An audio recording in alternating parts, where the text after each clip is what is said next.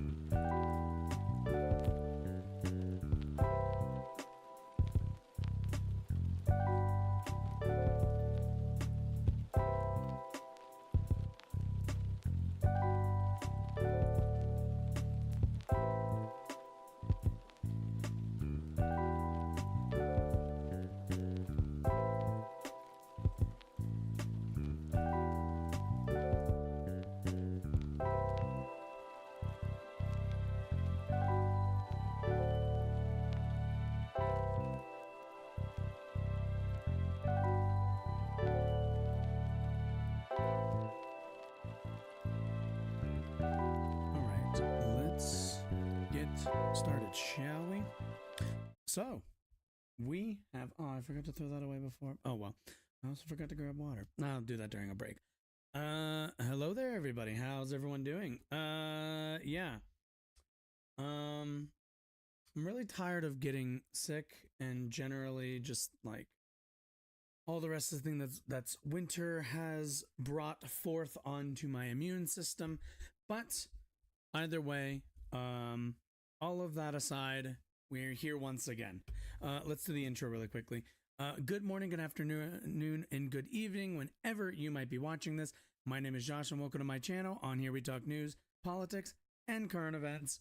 Sometimes we play some video games. We do stuff here. It is a lovely, lovely day. It is currently November 20th, 2023. Oh, all kinds of news is happening. What do we got today? So I want to take a look at, so we're going to read some Israel Gaza updates really quick. Go over a bit of reporting from Democracy Now!, kind of catch up a little bit. Then I want to take a look at a new NBC poll, polling for Biden's, I believe it's approval rating. Let me double check. Is it his approval rating or is it breaking from approval rating? Yes. Waluigi. Yeah. We'll take a look at that. Then I want to take a look at a federal appeals court that might put the Voting Rights Act in a little bit of questioning here. And then after that, I figured we'll have some fun. We'll take a look at Elon Musk, continuing to prove why, him taking over Twitter is and was always a terrible move and was going to spell disaster for the platform. And let's see, after that, oh yeah, that's right. We're going to take a really quick look. I don't really want to spend too much time on it. If you want, you can check. There should be a video up on my channel from quite a while ago about the election of Javier Milei down in Argentina. We're going to take a quick look at that overall, and then we'll chat about that a little bit. I don't really have too much more to say other than, he seems like a bit of a lunatic, so that's always fun. And after that, we just have some fun videos to watch. I think I got like a couple. One of them, I don't actually, maybe, no, we'll watch this. No, maybe not. I haven't fully decided. I have a handful of stuff we will watch. I don't know if we'll do all of them because I feel like we're going to cover the same topic that the Palestine stuff, or maybe we'll watch this early. Maybe we'll do that. Either way, shall we get going? I see Jonas has arrived. Hello. Oh, fun news. Before we get into the awful news for the day, you might be saying to yourself, Josh, you're looking very your posture is looking real on deck here. You're looking real good posture wise. Why do you look so like you're like at least 2 feet taller? What's going on here? Well, I'll have you know, we got a new chair. Nice office chair. It's ergonomic apparently. It's got a lumbar support thing. The chair we're using before is over there now. I guess I could show it off. I mean, it's a nice... No, I'd have to pick it up. We're not doing that, just kidding. But it's a nice hobbyist chair, if you're sitting doing some fun hobby stuff. But now we have a much more ergonomic chair, a much better chair. Girlfriend needed a new chair since she does work from home frequently. And I get to benefit from that as now I get a new chair for stream, and one that I'm not going to be, I think, quite as uncomfortable in. Oh, I need to open the window because it's going to get hot back here really quickly. All right, I'm going to do that really quick. And then we get to news. I promise. But Jonas, how are you doing today? Okay, there we go. Got a rainy day here in Colorado again. Let's see. How are we looking? Looks good. Apparently have some dropped frames. That doesn't happen that often. Anyway, moving on. Let's get into it. So, Palestine, Gaza, Israel stuff. It's not great.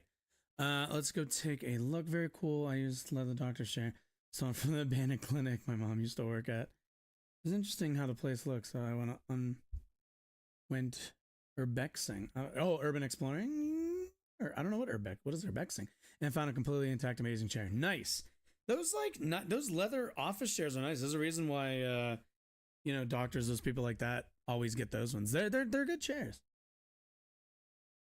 Urban Explorer, yeah, that's cool. I used to do when I was living in DC, we would do every once in a while we do what is it called? Geocaching, and that was a lot of fun. Just kind of roaming around trying to find the random trinkets and doodads hidden all over the city. What is my cat doing? Okay, she's getting into something, but you're making a lot of noise over there. You're making a lot of noise. One second. You're in your spot. Okay, cool. She's in her spot. She's found her comfort.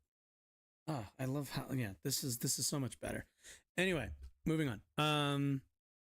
Yeah. We're gonna start off with a little bit of darkness here. 31 premature babies are evacuated from Gaza's largest hospital, but scores of trauma patients remain. Oh, lovely. Just let's see. 28 premature babies transported from Gaza. Jesus, Egypt's state-run media say 28 premature babies evacuated from Gaza Shifa Hospital. Gaza Shifa Hospital have arrived in Egypt. Oh, look at the dogs. They're just hanging out. Guess that's kind of a thing. Let's see. Let's take a look. Health officials said 31 premature babies in, quote, extremely critical condition were transferred safely Sunday. I'm gonna move. I think I'm gonna have to move this a little bit forward. I think with the new chair. Oh yeah, I guess I should have thought about this. New chair. Probably have to readjust where the mic is. Anyway, while I do this, hopefully can't hear the tightening of that too much. Let's see. We're transferred safely Sunday from Gaza's main hospital and will go to Egypt, while over 250 patients were severely with severely infected wounds and other urgent conditions remain stranded days after Israel forces entered the compound to look for Hamas operations. We're just getting an update. Shrek's eyes. We're just getting an update on just some news. I haven't really been paying attention all weekend. Boy, did I have a weekend at work this weekend. But yeah, I'm actually just catching up with all the news of what's been going on all weekend. So that's what we're doing for now. Okay, cool. Let's see. The plight of the babies along with the Israeli claims against Shifa Hospital have become potent symbols in the devastating war between Israel and Hamas. An Israeli offensive has taken a heavy toll on the Palestinian civilians. Oh, really? While Israel has accused Hamas of using Shifa and other hospitals as headquarters for military operations. Aren't they kind of there? Shouldn't there really not be a accusation at this point? Call me crazy, but I feel like if Hamas was running operations, which I don't really have a doubt that they would run operations out of a hospital. But I feel like that's not something that should be an accusation anymore. That should be by this point confirmed. I don't know. Believe in ghosts and shit. Yeah, I fucking bet. Newborns from the hospital where power was cut and supplies ran out while Israeli forces battled Palestinian militants outside were receiving urgent care in the southern Gaza city of Rafah. They had dehydration, hypothermia, and sepsis in some cases, said Mohammed Zakwat, director of Gaza hospitals. 4 other babies died in the 2 days before the evacuation, he said. I feel like this goes without saying, but where are my pro-lifers at? Why do I not hear uproars about this? A World Health Organization team that visited Shifa said most of the remaining patients had amputations, burns, or other trauma. Plans were being made to evacuate them in the coming days. Man, okay. Again, new chair. Got to kind of adjust around where things are. Okay, cool. Later Sunday, Israel's army said it had strong evidence supporting its claims that Hamas maintains a sprawling command post inside and under Shifa. This is just another API, okay. Israel has portrayed the hospital as a key target in its war to end Hamas's rule in Gaza following the militants groups following the militant groups into southern Israel 6 weeks ago. I'm sorry, what? What? Huh? What? Okay, that's a weird sentence. The army said it found a 55-meter tunnel about 10 meters under the hospital's 20-acre complex, which includes several buildings, garages, and a plaza. It said the tunnel included a staircase and a firing hole that can be used by snipers, and ended at a blast-proof door that troops have not yet opened. Interesting. The Associated Press couldn't independently verify Israel's findings, which included security camera footage showing that the military said were 2 foreign hostages, 1 Thai and 1 Nepalese, taken to the hospital following the October 7th attack. Let's confirm how much of a bias is the source.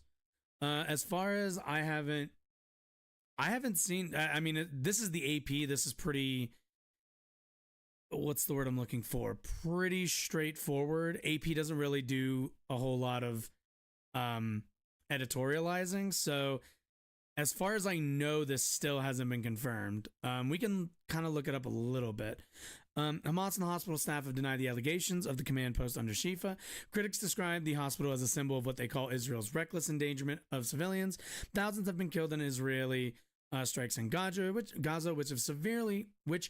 is severely short of food, water, medicine, and fuel. Senior Hamas official Osama Hamdan dismissed the Israeli military's announcement and didn't deny that Gaza has, quote, hundreds of kilometers of tunnels. However, he said the Israelis said that he said, quote, the Israelis said there was a command and control center, which means that the matter is greater than just the tunnel, than just the tunnel. Yeah, I heard that. I remember hearing this too. I don't know. We'll kind of see. About 1,200 people have been killed on the Israeli side, mainly civilians, during the October 7th attack, in which Hamas dragged some 240 captives back into Gaza and shattered Israel's sense of security. The military says 63 Israeli soldiers have been killed, including 12 over the past 24 hours. Hamas has released 4 hostages. Israel has rescued 1, and the bodies of 2 were found near Shifa. Israel, the United States, and Qatar, which mediates with Hamas, have been negotiating a hostage release for weeks. We are hopeful that we can get a significant number of the hostages freed in the coming days. Israel's ambassador to the U.S., Michael Herzog, told ABC's This Week. Qatar's Prime Minister Sheikh Mohammed bin okay,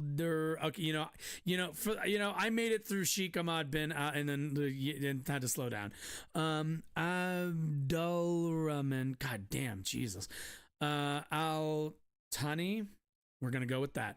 Said the sticking points were, quote, more practical, logistical, sorry. Israel's 3-member war cabinet is to meet with representatives of the hostages' families on Monday evening. Honestly, let's see. Honestly, I think Israel and Hamas are in the fucking wrong. I said before, I don't support Israel. I don't support Hamas, but I do support Palestine. Yeah. I dislike it when certain people like to spread the idea that Israel is going through shooting Palestinians for the sake of it, though.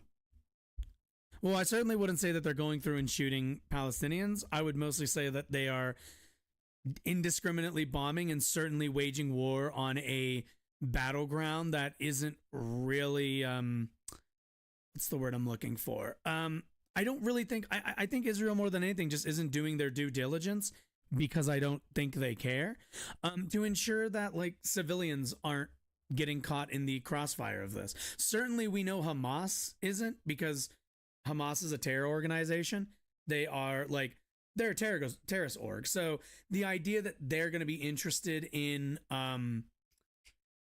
Palestinian lives, I think that's like a foregone conclusion. No, they're not that interested in Palestinian lives.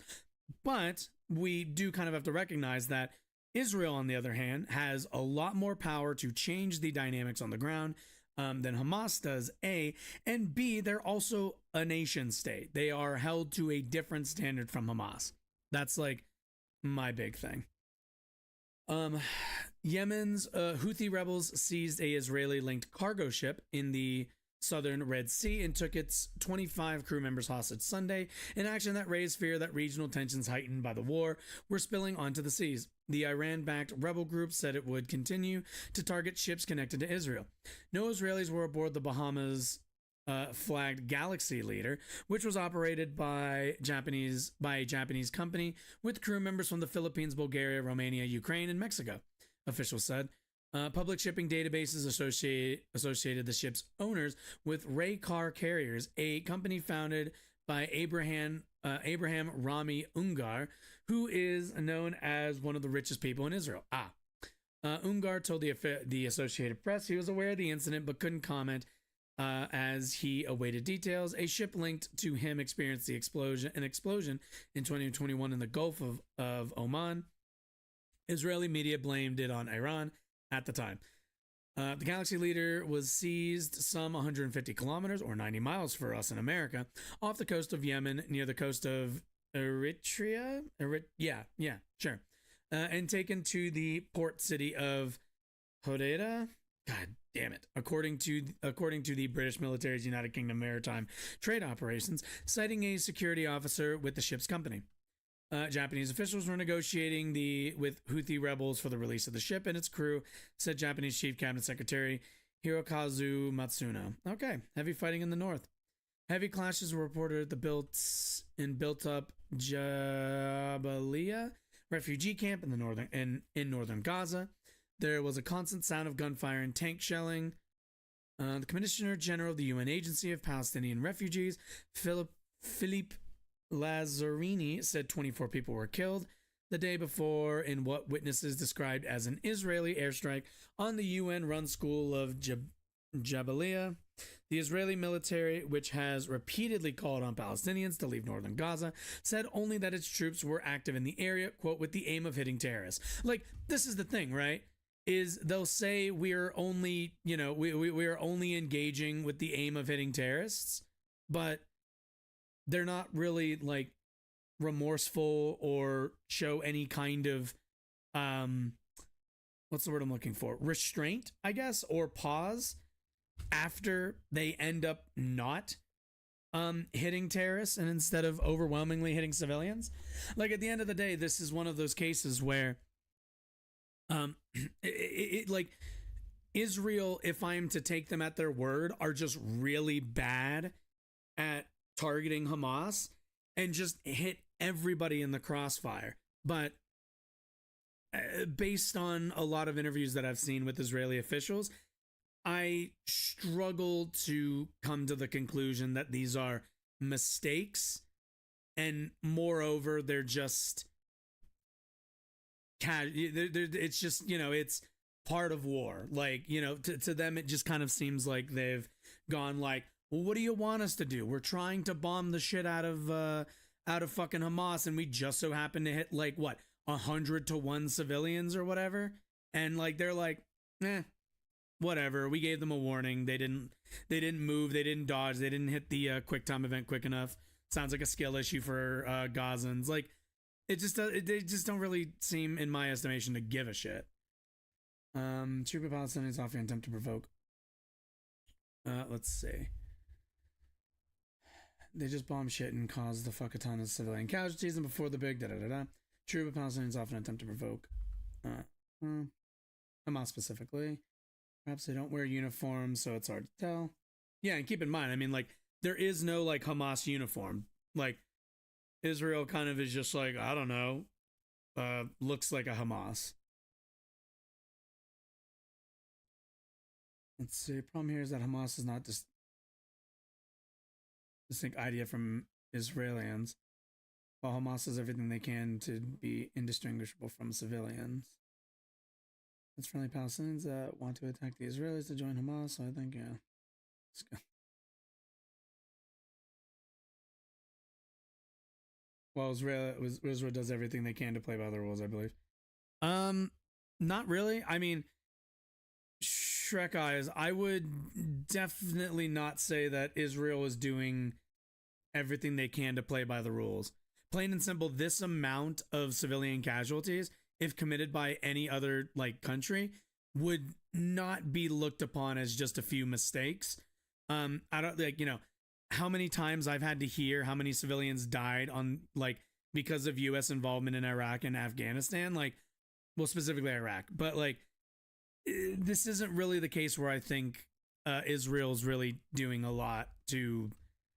I don't see that from them. I don't see that from them at all. I don't think they're really engaging in warfare that is. Didn't we confirm? Wait a minute. Didn't we confirm that like they were using 1 second Israel white? Weren't they using like white phosphorus? I don't want to say yes because I don't know, but that's in and of itself a war crime. And military operations in Gaza and Lebanon put civilians at risk of serious. Yeah, like this isn't in question. Yeah, so like while Israel's using white phosphorus, we can't sit here and say like, oh yeah, they're really trying their best to reduce civilian casualties. Like if they wanted to target Hamas, then they should be doing controlled like operations. They should be doing like SEAL Team 6 type shit. But they're not. And a policy by the Israeli government has been to displace and resettle with their own population. That has been a policy of Netanyahu's government and the Israeli government broadly for quite a long time now. So I don't know. I struggle to believe that now international wartime law is being followed by Israel. Footage of it. Yeah. Using Ukraine basically delete forces. Yep. Yeah, like we do need to like Giannis made a good point. We do need to draw a distinct line between like Israelis and the IDF. And there are basically, in my opinion, like what, 3 factions in all of this, which is Hamas. Well, I guess 4. It's Hamas, Palestinian civilians, Israeli civilians, and the IDF. And the IDF and Hamas are making life for those 2 civilian groups incredibly difficult because it makes Palestinians unsafe just because of all the bombs going off. But keep in mind, all of this overreaching in the IDF's response is going to, at the end of the day, fall back on the civilian population of Israel. When Hamas do terror acts, they don't target like Netanyahu or government officials. They target civilians. The people who will pay the cost for all of these civilians' lives will just be civilians on the other side. It's why I really can't stand the Israeli government and Netanyahu specifically for everything that they are doing, because they are doing everything in their power to make Israeli citizens unsafe. Everything in their power. Meanwhile, claiming that they're the only people who can keep them safe. It's a completely fucked situation. That's why the U.S. should really step in and stop all of this before, like, I mean, we're already past the point where there's gonna be a response. I don't think that's in question. It's all about how you respond to things. But yeah, it's completely fucked. Cold weather too. Jesus, can't catch a break. Yeah, I mean, it's just you create you create casualties on one side. You fucking control alt delete one person's family in Gaza. You best believe the only surviving members are going to look to do the same thing to the population that did that to them. And that's not defending that. That's just kind of how people are. Like, sadly. Degrees of joining Hamas. The Palestinian may join Hamas is in provoking the IDF in certain scenarios, but I wouldn't necessarily call them a member of Hamas. I mean, there's certainly, there absolutely is like there's people who are sympathetic to militant, what's it called? Like, resistance. People use like Hamas, like, as a resistance movement. I think that's misguided. I can understand from the ground it looks like that, but I think that's pretty misguided.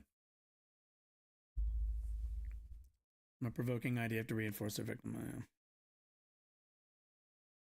Anyway, let's take a look at the How long? This shouldn't be too super long. Democracy Now!, democracynow.org, the War and Let's Peace just take Report. a look at I'm Amy Democracy Now! Goodman. Really quickly. Health officials in Gaza say Also, we the gotta turn overall that the death fuck toll down. from Israel's 45-day bombardment has topped 13,000. More than 1.7 million Palestinians have been displaced, with many just gonna watch a fearing bit of they'll this just for a never be visual allowed to return home. Reminder of In all Gaza of this. City, Like, Israeli tanks have surrounded Jesus. the Indonesian hospital. Palestinian officials say at least 12 people have already been killed in Israeli strikes on the hospital. The government of Indonesia has condemned Israel's targeting of... Good question, Shrek Eyes. Let's look.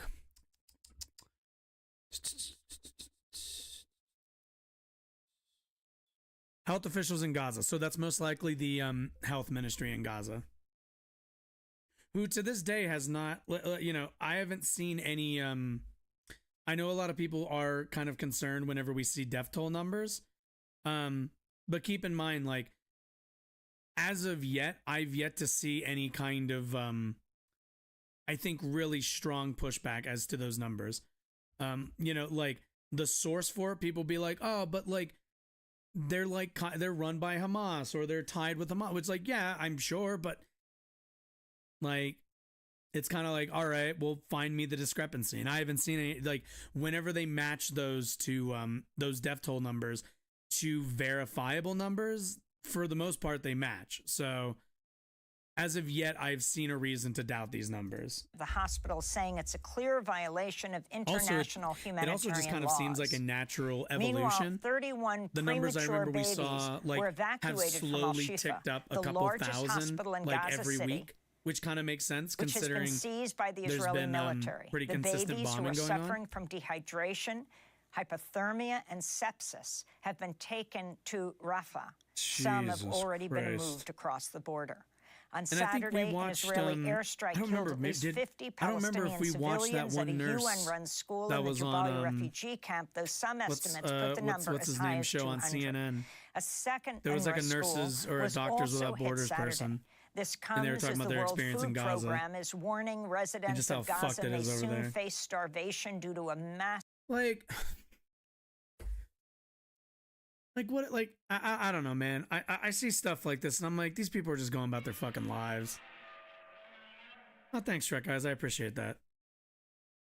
It's also gonna play twice, which I still haven't figured out the reason for that. But you know what? 2 Godzilla roars is fine. Yeah, I don't know. Like,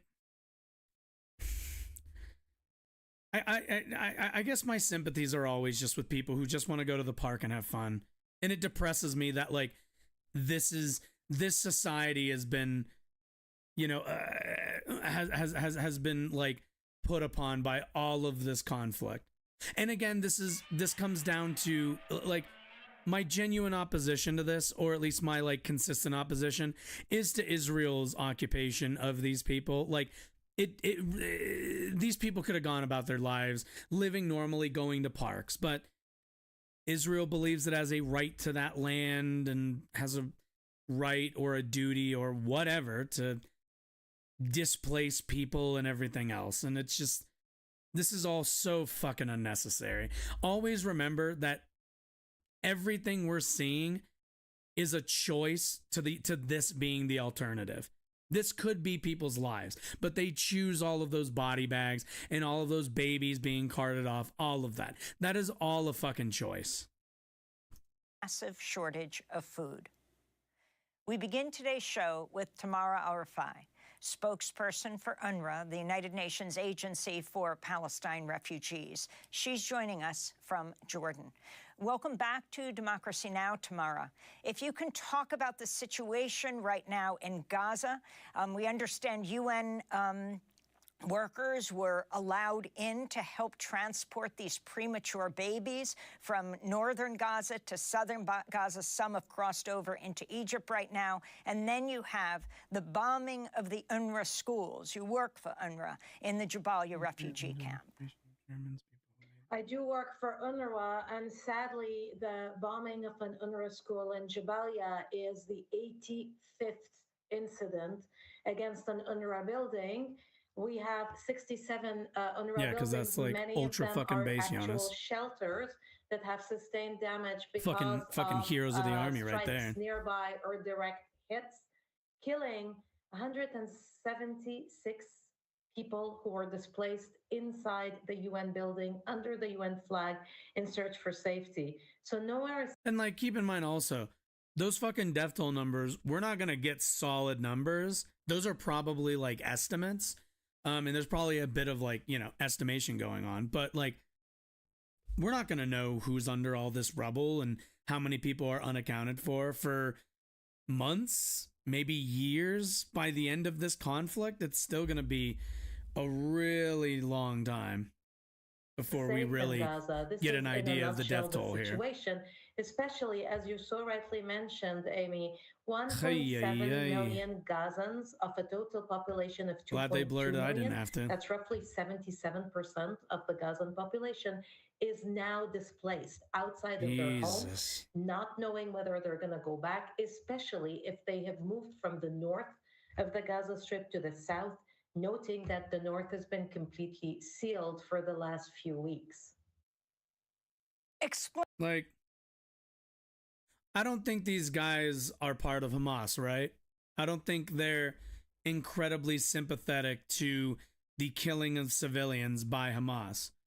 But do I think if some Hamas radical comes to them and takes advantage of their grief, of their suffering, that they would be willing to bite that apple, to seek like vengeance? Absolutely, I think that's a possibility. And that's something that I think the Israeli government has bet on, and what Netanyahu's administration has gone all in on. That, you know, they are hoping that these people are desperate enough so that he can continue this kind of monstrous shit. But yeah. It's completely fucked. It's completely fucked. And you know, there's a handful of people who have the power to change, you know, the same way Putin and Russia and everything and all, and in that conflict at any moment can change the dynamics of that war. Same goes for Israel, but they choose not to, because as far as I'm concerned and as far as I can tell, both of those actors are perfectly fine with wartime. They are perfectly fine with what's going on right now. This is what they've chosen. So, that being said, let's take a look at, so kind of sticking on the same topic, I want to look at a recent NBC poll here of young voters, which shows Biden not doing so hot, considering his decision on Israel. So let's go take a look at that and talk a little bit of electoralism and what that means for us here in the U.S. And also to a degree, honestly, what it means for this poll out this morning, those in Gaza, which shows the toll it is taking on the president. I'm joined now by national political correspondent Steve Kornacki to take us through the numbers. Steve, some real stunning highlights here in this poll. Absolutely, and I think you're right to set it up that way. What's happening in the Middle East, it really does seem to be connecting with what's happening domestically in our politics. Let's start with the bottom line here. President Biden, what is his job approval rating? We measure it now at 40%, with 57% disapproving. The significance, that is the lowest President Biden has ever measured in our poll in terms of job approval. And just look at the sea change from the start of this year. Remember, early this year, Democrats coming off a strong 2022 midterm. He was almost even. Now he's 17 points underwater on this question. Significant dip there, Steve. It is. And you can actually, if you take a look here by party, I think it's significant for two reasons. One, Republicans 7%. Yeah, okay. Like, don't get me wrong. Well, actually, no, they don't matter. I don't care about Republicans' opinion. The same way they probably don't care about my opinion of Trump. Oh, whoa. Mic stand, what are you doing? Oh, it's not locked. Oh, I didn't lock it very well, did I? Okay, one second. You know, there we go. Oh, that's so much better. Okay, that's so much better. Anyway, 7% for Republicans, Okay, that's not really all that interesting. That is an independent number, right? Independent number. That's not good. That's pretty fucking bad. Democrats. So the two numbers, the number that actually I think worries me is this independent number. That independent number is not good. The Republican number we can basically disregard. And the Democratic number I don't think matters. And in that I say, like, this 21%, like, I would be part of this 21%, or at least, like, probably, if you asked me today, I'd be like, yeah, no, the Israel position puts me probably in the disapprove, but, like, I'd still vote for the guy. So it doesn't mean as much. Like, this number isn't real in my estimation. I would probably shave off anywhere between 5 to 6% of this, and that's the actual group that isn't going to vote, is going to abstain from voting for Biden. Independents, that's not good. That's actually really bad. That's bad news. Just because if they don't like Biden, they're not going to vote for him. And, and that's the stark difference. We know Republicans will, but, yeah, that's not good. That's not good at all. Laughing stock in Poland, yeah, his goofy shenanigans are pretty funny to watch. 40% is pretty damn good for a creeper crypto, man. I mean, 40% is, I don't think, again, I really think that's not the same as, like, would you vote for Biden or Trump? That's not the same question. That's just, how do you feel about his presidency? But yeah, that's not great. Not familiar with American politics. 30% independence, is that a lot? Yeah. Well, okay, so in the US, we have a two-party system. Everybody else gets rolled in. If you're not registered as a Republican or registered as a Democrat, then you are what we consider an independent. Or if you're not a consistent voter in either of those two parties, you're considered an independent. So independents are the largest block, I think, like, plurality wise, of the two. Democrats make up a pretty large, I think, like, the second largest plurality. Independents encompass the population that does not vote, which is the largest voting population. Ironic, I know. Kind of an oxymoron, but yeah, 63% disapproval from, again, the largest plurality wise demographic in terms of these three categories. That's not good. Obviously, more than 2 to 1 disapprove. You don't want to be there as an incumbent president, but I think equally significant, no surprise, 7% of Republicans approve of Joe Biden's job performance. Republicans, yeah. But 3 times as many Democrats, 21%, that's more than 1 in 5, say they disapprove. You need much more unified support in your own party if you're going to have a successful re-election campaign. And we mentioned the drop in that approval rating and the connection to the Middle East, and here it is. On foreign policy, 33% approve of Joe Biden's job performance. Yep. Just in September, we asked the same. Yeah, and that's like, yeah. So, yeah, in September, it was at 41 because people were kind of upset about the Afghanistan, what's the word? Disengagement. I don't remember what it was. Whatever. Of us getting out of Afghanistan. That was due to this number, still kind of lingering. Then the Israeli and, like, Gaza situation happens, and now we've dropped, what is that? Fucking 8 points? Is that 8 points? Do I know how to math? Right? Because it's, 8 points. So yeah, that's not great. That's not great at all.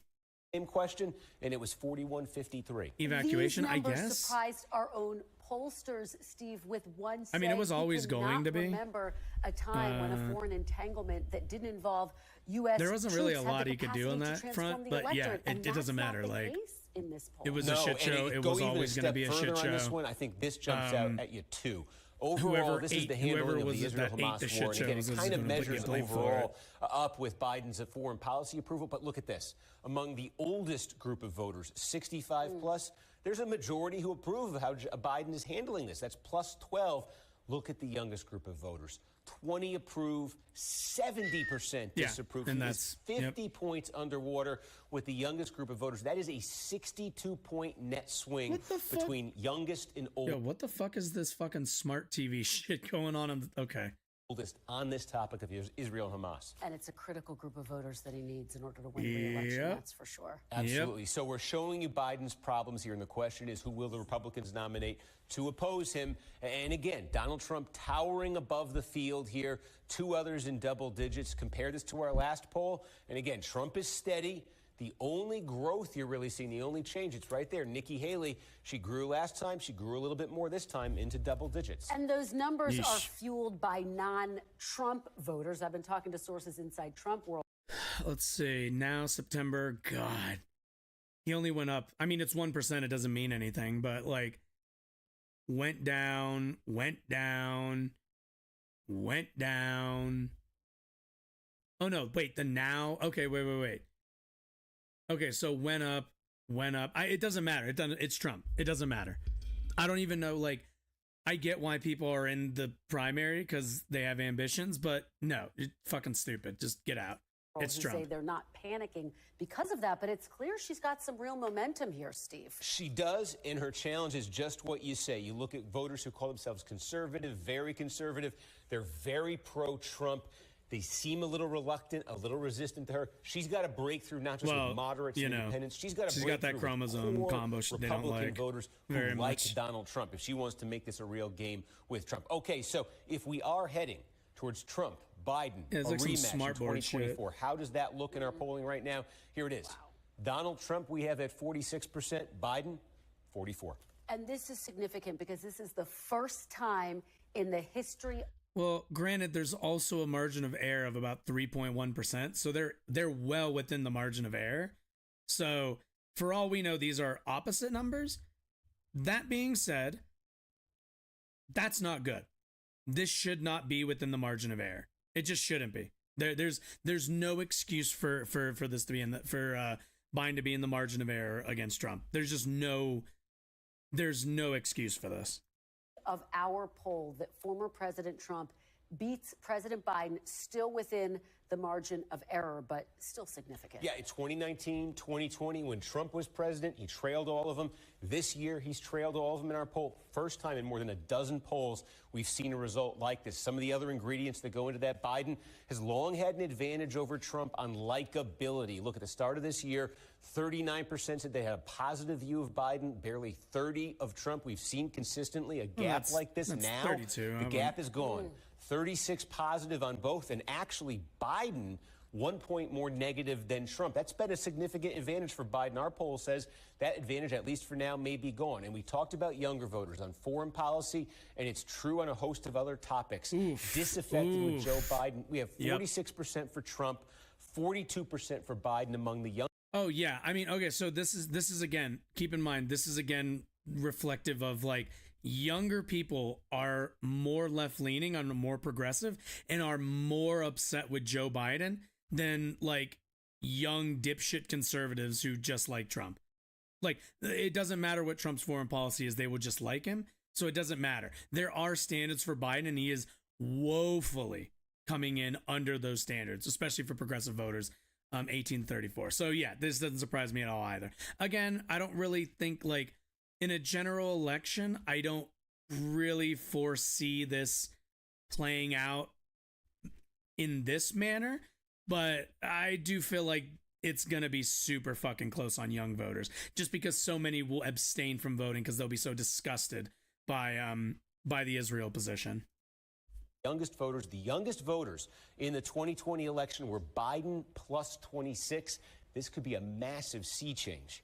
And if you take a look here, too, not wrong, everybody sort of says, hey, I'm not too nuts about the possibility of this matchup. So we said, let's measure this one way. And here's how we did it.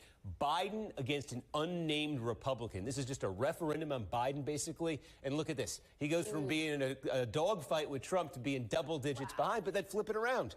Trump against an unnamed Democrat. Trump goes from leading against Biden to being down by 6 points against the Democrat. Just a fascinating look at the state of the race with just a little under a year. Jesus. Yeah, I mean, again, keep in mind, every time they do generic Democrat, generic Republican, like when you ask somebody that, they probably are thinking of like somebody who, you know, they're tailoring it to like what I think is generic and what like the generic Republican looks like to probably a lot of Republican voters is like Trump with a little bit less baggage and but probably still like all of the weird fashy tendencies. So like that I'm not super surprised by. In terms of generic Democrat, I'm pretty sure a lot of people are thinking like, you know, probably not. They're probably not thinking Clinton. They're probably thinking, my guess is somebody slightly to Joe Biden's left and probably younger, but they don't exist. These are like hypothetical non-humans. So, I mean, either way though, I mean, it's very much a, I feel like I'm reading like a fighting game, fucking analysis where it's like, oh, best matchup for like fucking this character is this other character, and the worst matchup for this character is this character, just due to, and somehow like both guys are like right there with each other. They're both like, if they were facing literally anybody, they would have advantages and disadvantages, but to each other they're like even. People are just like, I don't know, man, they're like, it's like a balanced fight. Nobody's really great and nobody really likes picking them. But jeez, yeah. Well, that's just great. Anyway, okay, should we, okay, let's go on a break for like a minute so I can go get water. And then we'll be back, and I want to read this federal appeals court ruling, and then we'll talk about Elon and his little spat. Yes, and hilariously inept is perfect. And then we'll take a look at this spat between Media Matters and Elon. Sound good? Better, because that's what we're doing.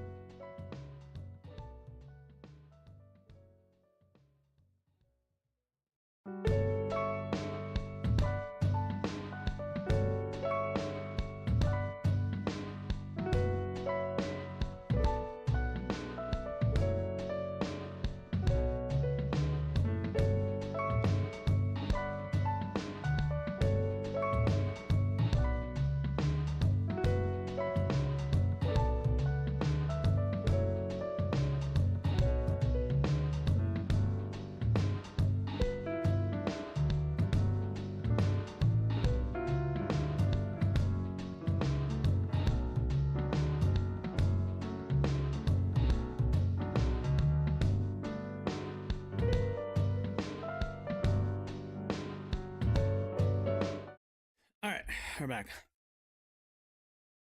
All right, cool. Interesting taste.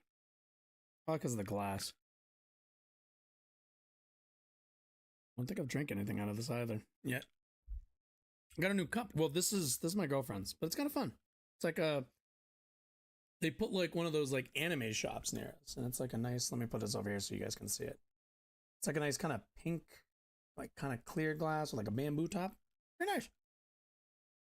I mostly wanted something with a straw, so I don't have to like. Because the problem is with one of these, like I have this big ass one, Unis Honest, if anybody remembers. We have this big ass one, but like every time I fucking drink from this thing, like my brain just doesn't function properly, and it just spills all over my fucking shirt. So I don't know. I'm just incapable of drinking things, I guess. Cool. Anyway, what did I say we're doing next? Oh yeah, right, Federal Appeals Court. Wait, what did I say? Both hilariously end up, yeah, douche taco shit Sam. Yeah, I mean we're down to two bad choices. None of our party leaders appeal to me either, but at least they're younger and aren't so blatantly inept. Yeah, unfortunately, the Democratic Party here in the United States is the way internal party politics works. It's really led to an inability for the party to nominate and cultivate younger candidates. Sadly, that's just it's why here in the U.S. I stress that we need to really push the party in a different direction and really like shape it to be closer to what like the voter base in the Democratic Party is interested in. Anyway, I felt a buzz. Okay, never mind. Federal Appeals Court time. Fun. So, article from Politico I saw. Federal Appeals Court ruling threatens enforcement of the Voting Rights Act. Always fun when the Voting Rights Act is undermined. Let's zoom in a little bit. Oh, that's kind of a lot. Okay, that feels good.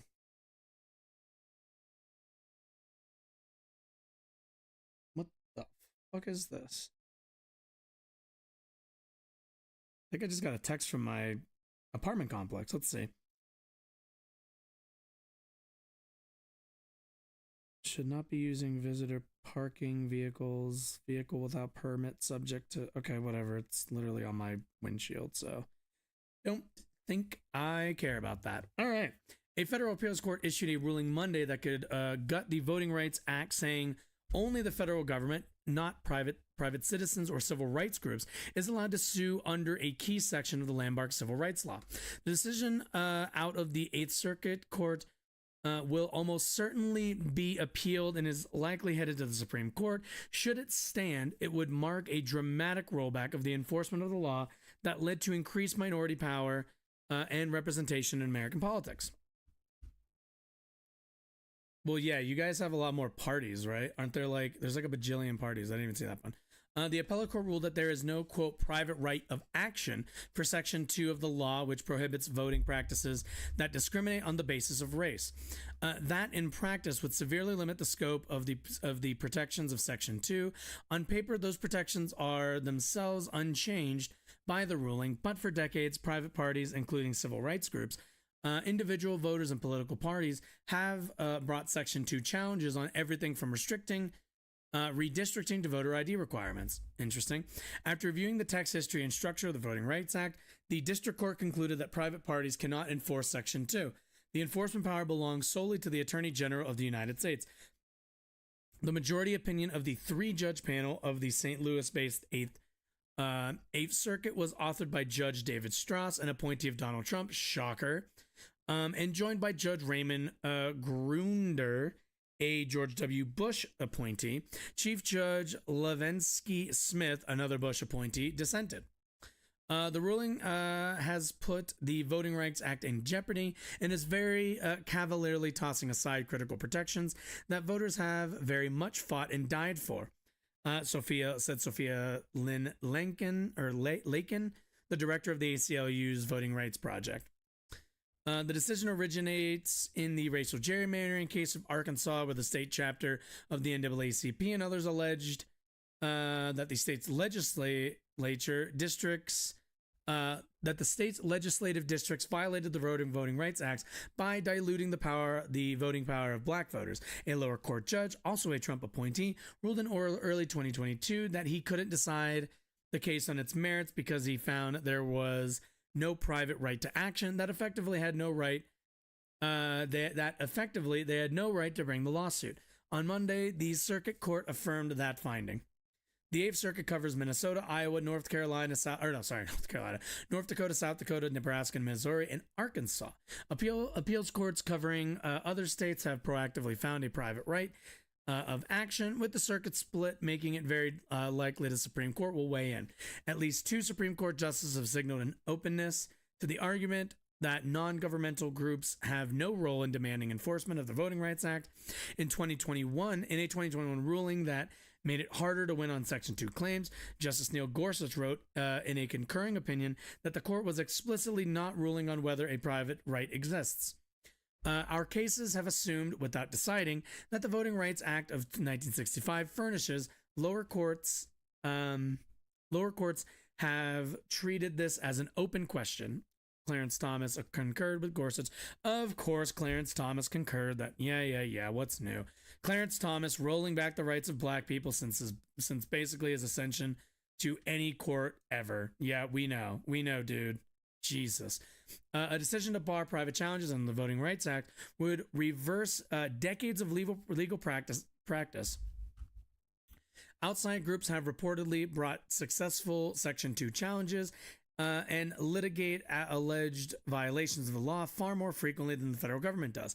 We're taking orders of magnitude of a difference in terms of enforcement of these rights. A spokesperson for the Arkansas Attorney General's office did not immediately respond to a request for comment.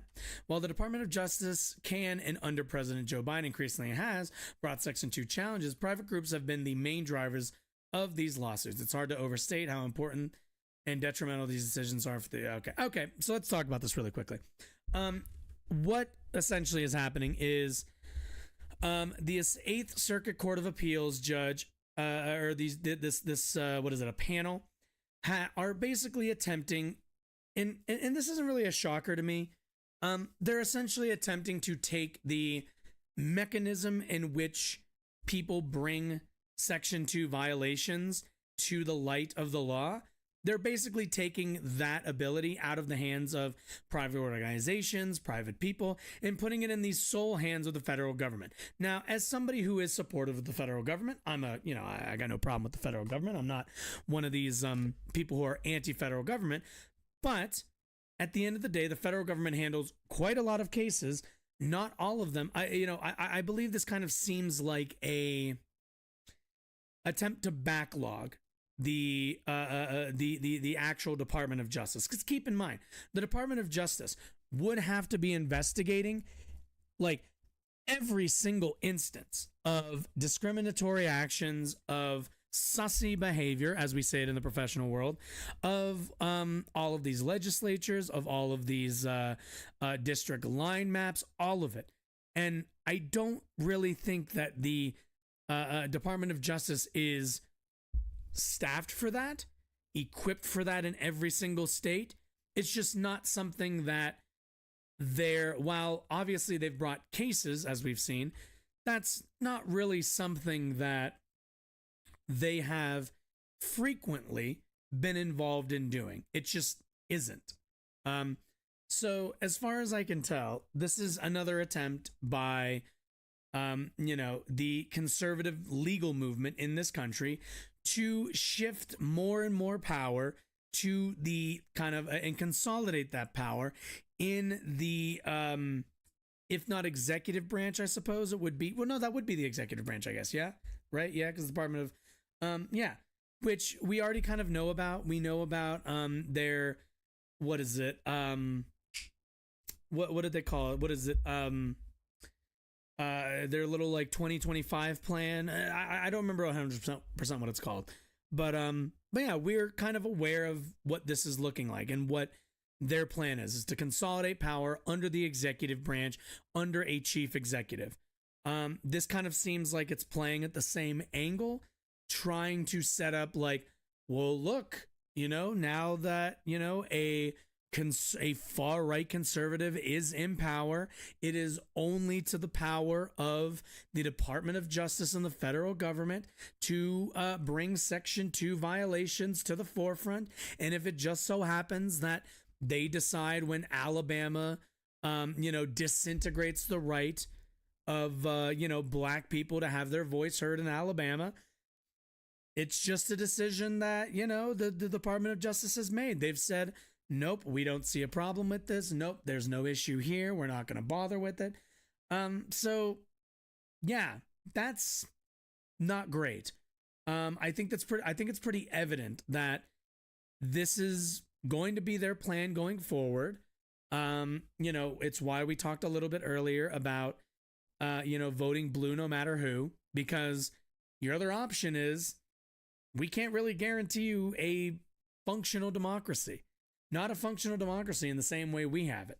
Our democracy certainly is flawed. We have the Electoral College, but we do have mechanisms to enforce and ensure that people's ability, people's access to franchisement is intact. And with this ruling, and if the Supreme Court rules in the way that I'm worried they might, we might see a future where a Republican president just decides we're not going to enforce Section 2 of the Voting Rights Act.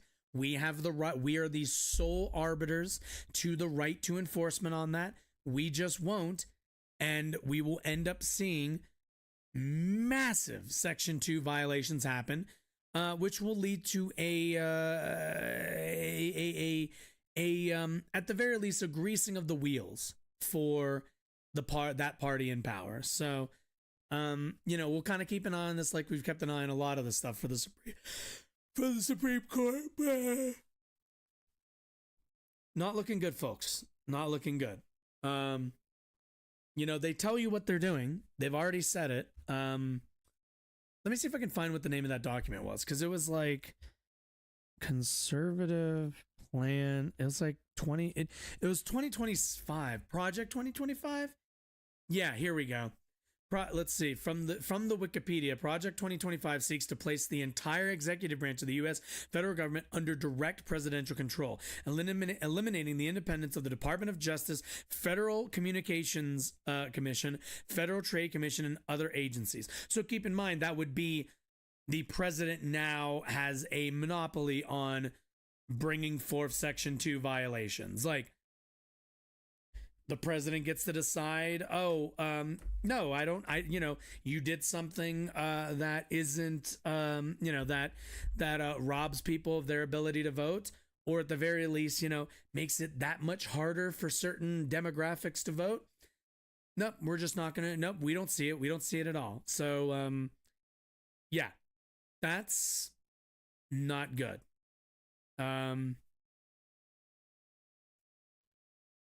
They're almost certainly gearing up for this. So, yeah, either way. What else do we got? Right. What did I say? Oh yeah, that's right. Should we talk about Elon? I like laughing at Elon. That's the thing that I do in my free time. Country is even worse. All right. So what is this? Anyway, let's see. So over the weekend, Elon Musk found himself in a bit of a spat with Media Matters. Media Matters, the long time, I guess, kind of watchdog, the old watchdog of right-wing media. I've been hearing Media Matters since I was like pretty young, whenever they would, make takedowns of Glenn Beck and Hannity and was it Hannity? Yeah, Hannity, right. Sean Hannity was the old fuck, right. He's like irrelevant now. No, not Hannity. Fuck, O'Reilly? Was it O'Reilly? Yeah, it was O'Reilly. Yeah. Bill O'Reilly. Yeah. So Media Matters has been around doing the Lord's work for quite a while. And in so they pointed out this pretty sus ass tweet from Elon Musk here. Bit of an endorsement here, a bit awkward if you ask me. From whoever the fuck this loser is. Okay, Jewish communities have been pushing the exact kind of dialectic hatred against whites that they claim to want people to stop using against them. I'm deeply disinterested in giving the tiniest shit now about Western Jewish populations, coming to the disturbing realization that those hordes of minorities that support flooding their country don't exactly like them too much. You want truth said to your face, there it is. And Elon Musk, in his infinite wisdom, decided to respond to this with, "You have said the actual truth." Now, besides Elon Musk just like Nazi posting and just kind of being like an unwise thing to do, you might remember that he is the owner and, let's be honest, operator of Twitter. The largest, or at least was the largest communication platform, in terms of like text communication and like, of its kind on the internet. Twitter, and all the shifts that he's been making recently, seems like bleeding quite a lot of money due to reduced advertiser engagement. And we are now seeing another mass rollback of that due to Media Matters kind of pointing a bit of this out. So what is it? IBM, Lionsgate, Apple, Disney, Warner Brothers Discovery, Paramount, NBC Universal, Comcast, and Sony are now halting their advertisements on the site. Yeah. I can't really feel bad for the guy. I mean, look, when you run one of the largest social media companies because you bought it because you're an idiot and have no idea how to run it, I would suggest that you just shut up. A lawyer, a good legal expert would tell Elon, "Sir, we need you to please shut the fuck up and stop tweeting." But he seems to be kind of incapable of that, and also incapable of like backing far right and kind of like Nazi rhetoric. So just a bit sus here. And then Elon went on to hilariously tweet that he is going to be filing a thermonuclear lawsuit against Media Matters and all those who colluded in this fraudulent attack on the company to protect free speech. He's going to sue a news organization, or whatever Media Matters wants to call themselves, from reporting on Elon Musk's Twitter activity to defend free speech. He will eliminate. He will fucking 360 no scope their freedom of speech to defend free speech, I guess. I'm kind of interested. Let's read in a little bit of this. I swear, why is Elon still talking? And yeah, really. No advisor telling him. Oh, be sure he has advisors. He has a board of advisors telling him to shut the fuck up. But he either A, doesn't listen, or maybe he just has a bunch of yes men. There's also that. That possibility. That tweet was facts. I mean, that tweet was like an opinion, I guess. I don't really know what's factual about it. There wasn't really a fact in it. But anyway, let's take a look at this. Stand with X to protect free speech. This week, Media Matters for America posted a story that completely misrepresented the real user experience on X in another attempt to undermine freedom of speech and mislead advertisers. Above everything, including profit, X works to protect everything. Okay.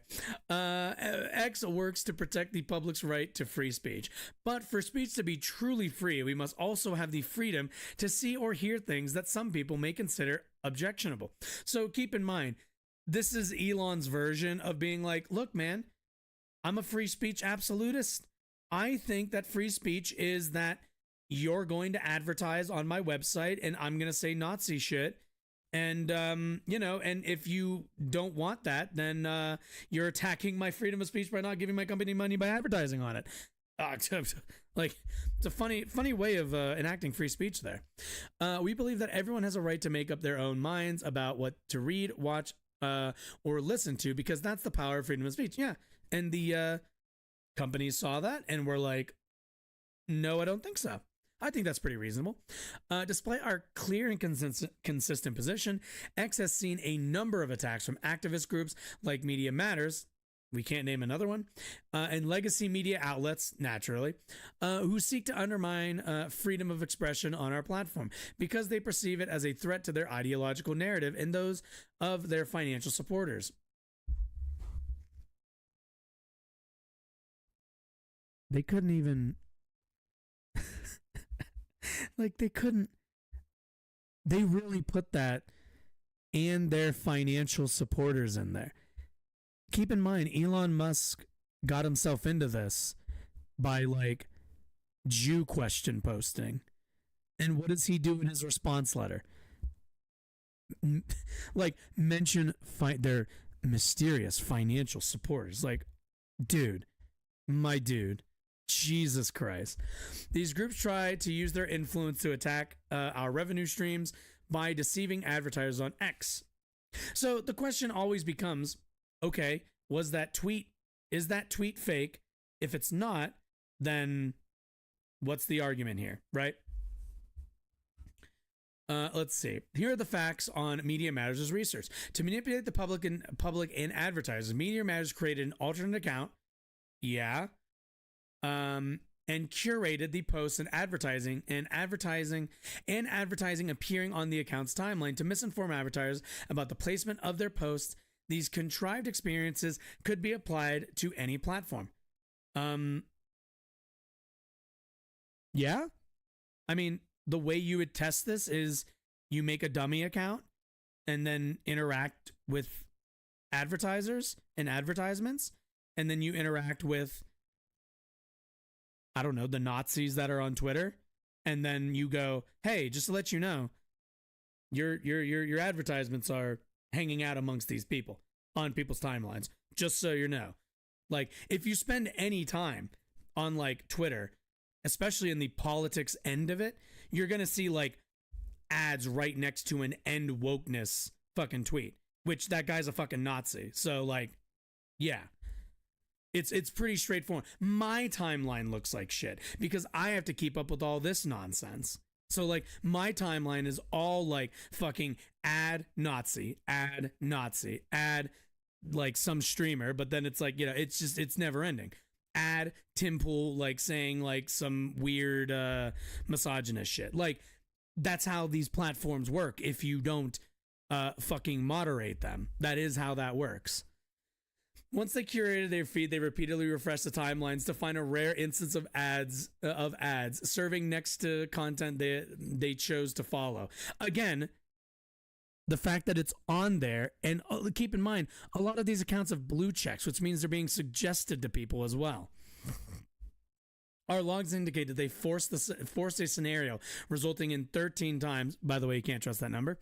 The number of served compared to the median ads served to an X user. Sure. Which, again, it doesn't matter. The only thing they proved was that, yes, your ads will show up to this Nazi tweet. That's it. That's the only bar for, like, evidence that they needed to pass, which I think was a pretty easy bar to fill. Of the 5.5 billion in impressions on X that day, less than 50 total ad impressions were served against all the organic content featured in the Media Matters article. For one brand showcased in the article, one of its ads had adjacent to a post 2 times, and that ad was seen in the setting by only 2 users, one of which was the author of the Media Matters article. For another brand showcased in the article, 2 of its ads served adjacent to 2 posts 3 times. Yeah, this is all, like, this will never be confirmed, so we don't really need to care too much about this. Media Matters article also highlights 9 posts they believe should not be allowed on X. Upon evaluation, only 1 of the 9 organic posts featured in the article violated our content policies. Yeah, because your content policies are dog shit now. No shit. And we've taken action on it under our freedom of speech, not reach enforcement approach. Right. Here's a summary of all this. Okay, we don't care. Oh my goodness. So, like, keep in mind, so Elon Musk, the richest man in the world, right? That's his claim to fame is, he's got he won the genetic lottery and is now incredibly rich and bought Twitter and wasted billions of dollars. He's lost a bajillion dollars. Why any of this? I guess the question always becomes, why does he engage with this kind of nonsense, right? And I think the answer is really depressingly simple. And it's because Elon Musk is a small, miserable, uninteresting person. And unfortunately fortunately for him, what he does have, what he lacks in all of those three categories, he makes up for in being incredibly rich. And when you're incredibly rich, there are tons of people who will kiss ass. There are tons of people who will kiss the ring. There are tons of people who will look to influence you by, by any means necessary, right? Elon Musk gets a lot of attention from far-right ideologues on Twitter, online in general. Those are the people who give him praise, give him pats on the head, much like I give this nice Gengar a pat on the head. Those are the people who he is appealing to, because those are the only people who are impressed by his wealth. I'm not. He's just some rich fail shit who put some money into PayPal, something that I use, but let's be honest, isn't exactly the most innovative idea in the world. It's a POS system, but on the internet. Not really all that impressive when you really think about it conceptually. But, there are a bunch of far-right people who see that he now owns a large communication platform, and the thing that they want to do is spread their ideology, spread their rhetoric. So what do? They kiss ass. They tell him how great he is. They tell him how amazing he is. They always say oh, he's standing up for free speech, and oh my God, Elon's gonna save us all, and all of it, right? All of it. And that's really it. That's really as simple as it is. They're sucking his cock, and he's enjoying it.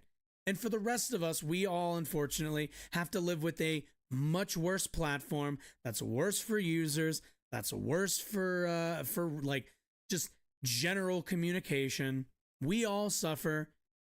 And, one of these days, he'll eventually give it up, sell it, make none of his money back. His fans will say, "Oh, Elon, you did. Oh my God, oh my goodness, you did so good. You made so much money, even though you lost a shit ton of money in the actual, in the exchanges. It doesn't matter. They're interested in power. He has it because he's rich. And like I said, he's just a sad, pathetic kind of guy, and an idiot, quite frankly. But you never pass on an opportunity to make sure that lampshade is on his head. Never pass on that opportunity. Ugh, people should be embarrassed for liking Elon, quite frankly. What do we got? So we can talk about white privilege all day, but never point out Jews are running an apartheid state. Well, Jews aren't running an apartheid state. The state of Israel is. Let's be really clear. What the fuck is your name? Let's be really clear, Robin Goodfellow. I don't tie the Israeli state to people of Jewish faith. As far as I'm concerned, Israel is a nation state. They have elections. They, as flawed as they are, they have boundaries drawn by other nations. They are not a representative, nor are they some vanguard of Jewish faith, of the Jewish identity. Israel runs an apartheid state because they are an apartheid state, not because, there is some Jewish edict that all Jews subscribe to. Palestinians need to be second-class citizens. That's just not a thing. And also, by the way, that's not Like, that's not what that tweet was. Let's be honest here. The tweet from the original person was not some like was not some concern for the lives of Palestinian people.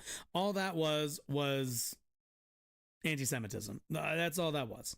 All that was, oh, I guess the Jews don't like it when brown people come and live with them now, huh? Because that person's racist, and probably a Nazi. Let's see. Banned from like 100 countries before the Nazis, by the way. Yeah, I'm aware. I am aware. I'm aware that there is a long history of anti-Semitism in the world. Is that supposed to mean something to me? Companies choosing their targets.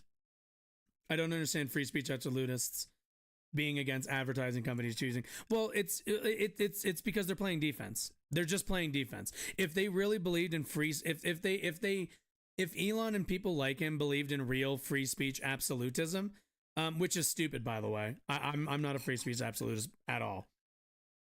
But if they did, they would find it to be the right of the companies to associate themselves with whoever they'd like to associate themselves with. But they're upset because at the end of the day, well, Elon's upset because it's threatening his bottom line. And his simps are upset because his bottom line being threatened, like, you know, threatens their ability to spread their rhetoric, like I said. So they're only defending Elon because they need Elon to keep owning Twitter so that they can keep making it a cesspool, so that they can keep, I don't know, appealing and spreading rhetoric that poisons the minds of people like this Robin fellow.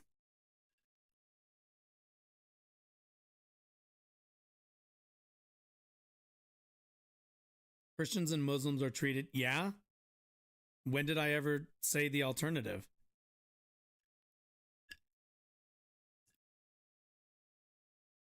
Maybe it's a response to their actions. Anti-Semitism doesn't come out of thin air. So I guess the question always becomes whose actions? Is it like whenever your neighbor plays music really loud and like he's got a fucking what are those things called?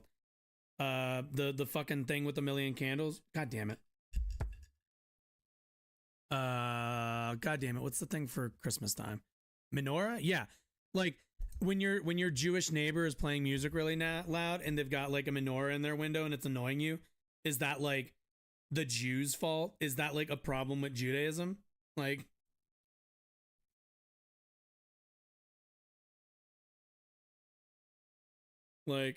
yeah, there's also like historic racism against black people as well. But, you know, it's not like we pretend that doesn't exist or something. It's not, well, I should say it's not like that didn't come out of anywhere either. Like that comes from like, you know, the essentialization of groups, I should say. They invented communism, central bank are known for seizing control of media outlets, all the things we deal with today. Dude. If you're just going to say the 14 words, just say the 14 words, my guy. Like, honestly. Like you're literally doing it right now. First of all, invented communism. What does that even mean? You do understand that communism as like a concept, while may have been what's the word I'm looking for? While may have been like I think drawn up in a more formal fashion by Marx and Engels, like the idea of communes are like prehistoric. Like what the fuck? Like communes have been around since like the dawn of time. They're really the first form of civilization that we had. Like, what are you even talking about? Central banking. What? First of all, if we want to talk about the historical nature of central banking, there was a what's the term? I think it's usury is like prohibited specifically in like the Bible for like Christians, if I remember correctly. So that really was a field that there was an entire group of people who, what's the word I'm looking for? Didn't participate in banking. Yeah. So there's that. And also, once again, I know, like, is every Jewish person a banker? Like, I know Jewish people who work with me and they're just fucking servers in a kitchen. Like, stop it. What you're doing, what you're engaging in right now is a lot of essentialization and just like kind of drawing, what's the word? Similarities, or you're tying together like people at the top who own media outlets to like other people who hold the same the same like religious beliefs. I could say the exact same thing about Christians, but like nobody would sit here and be like, that's why like nobody went on a campaign back in the 1930s to say, and that's why we need to eliminate the Christians from the earth. Like, that wasn't a thing, right? Like, Christians are in banking, Christians own media outlets, Christians are communists. Like, this is nonsense. This is silly. If you actually want to talk about central banking and the control of media outlets, if you had a more, certainly a more leftist, but more specifically a Marxist analysis on it, you would understand that what you're actually complaining about is classism. What you're describing are antagonisms of class, that people who hold power at the top of media outlets and people who hold power in central banking have an ability to influence the political and on the ground lives of millions of people who have influence far past their actual size. Of their sphere of influence. That's what you would actually complain about. What the complaint is around people who own media outlets is that they own media outlets. Elon Musk is somebody who owns a media outlet. He owns an entire social media platform. He owns an entire avenue, an entire road of communication on the internet. One of the largest at one point, probably the largest at one point. I've heard, I haven't seen the numbers lately. I don't know how Twitter's performing these days in terms of active users. But my point in all of that being, what you're describing as an issue is a class one. Single individuals who hold the reins of power over our communication, over billions of people's ability to communicate with each other. And the decision comes down to one person. That's the problem. It's not if that one person is Elon Musk, not a Jewish person, or I don't know, just name somebody who's I'm sure you have a page or a meme somewhere of like Jewish CEOs of media corporations. I don't know them. I'm not that interested in that. I care about I care about the class antagonism. Not really that concerned with like the religion of the people who own stuff, who own those corps, I should say.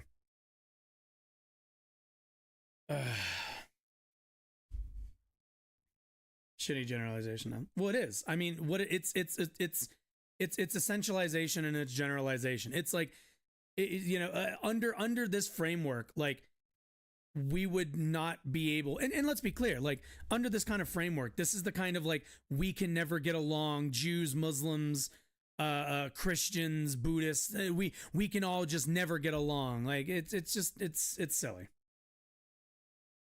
Jewish history is one of vicious and parasitic group destroying prosperous civilizations, and people figure it out sooner or later. All right, Robin Goodfellow. Unless you're gonna engage in good faith, if you're just gonna post like not like nonsense, like if you're not gonna really engage with anything that I'm saying, then I'm gonna ban you. If you'd like if you'd like to actually say a point and not just bumper sticker your way through this conversation, then I'm willing to like allow you in chat. Hell, if you want, you can call in. I'll have you call in. We can have a brief conversation because I have other topics. But I'm not going to tolerate just like, just out and out anti-Semitism. It's just not going to happen. You're getting one shot to engage in good faith, or you're getting banned.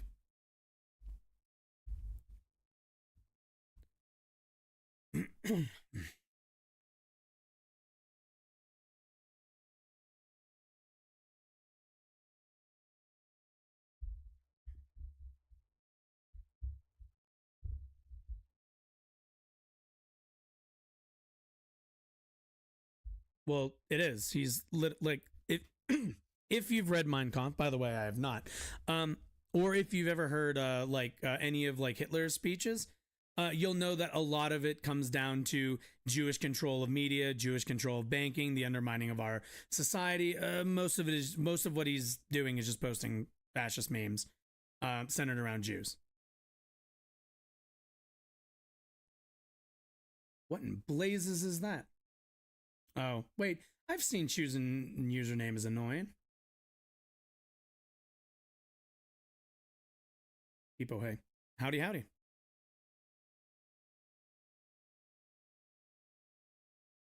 I'm not giving you content, but I'll chill a while. I mean, like, at the end of the day, it's not really about content. I mean, you can say that, you can say that, but like, I'm not offering you a call because I want content. It's, if you want to have a conversation about this, I'm willing to have it. I'm open to call-ins at pretty much any point. But like I said, if you're going to take it easy, then just take it easy. But I'm not going to tolerate, the anti-Semitism.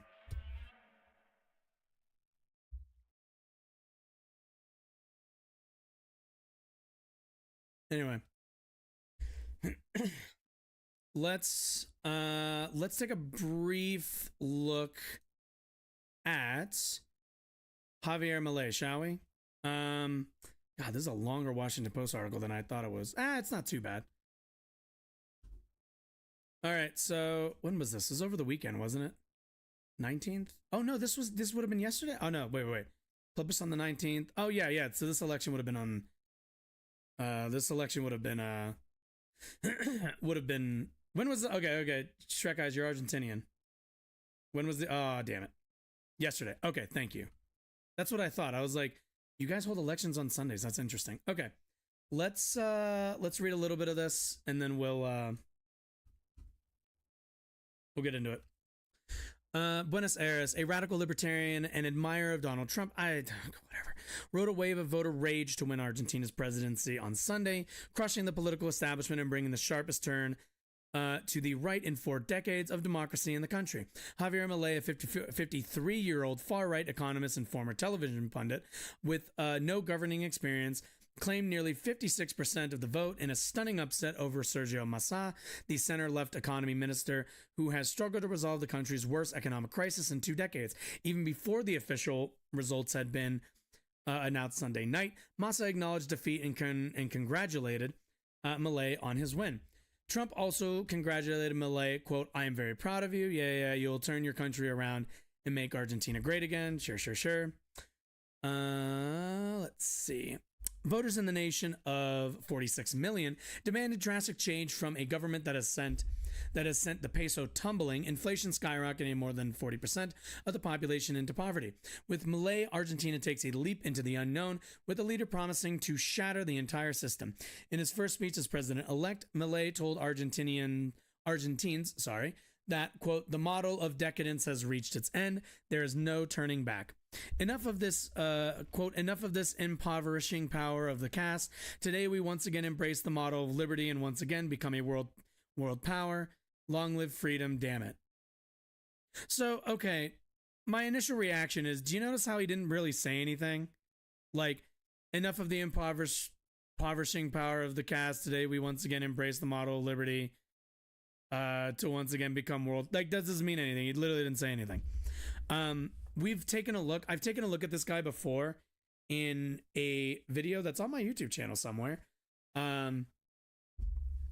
Yeah, he's a bit something. Very erratic, it seems. But also somebody who is described as a far-right libertarian or an anarcho-capitalist, which doesn't bode well for for Argentina in my estimation. But let's keep going. Milei will take office on December 10th, the 40th anniversary of Argentina's return to democracy after the fall of its military dictatorship. Wielding chainsaws on the campaign trail, Jesus, I hate that. The wild-haired Milei vowed to slash public spending. Oh, that's cool. In a country heavily dependent on government subsidies.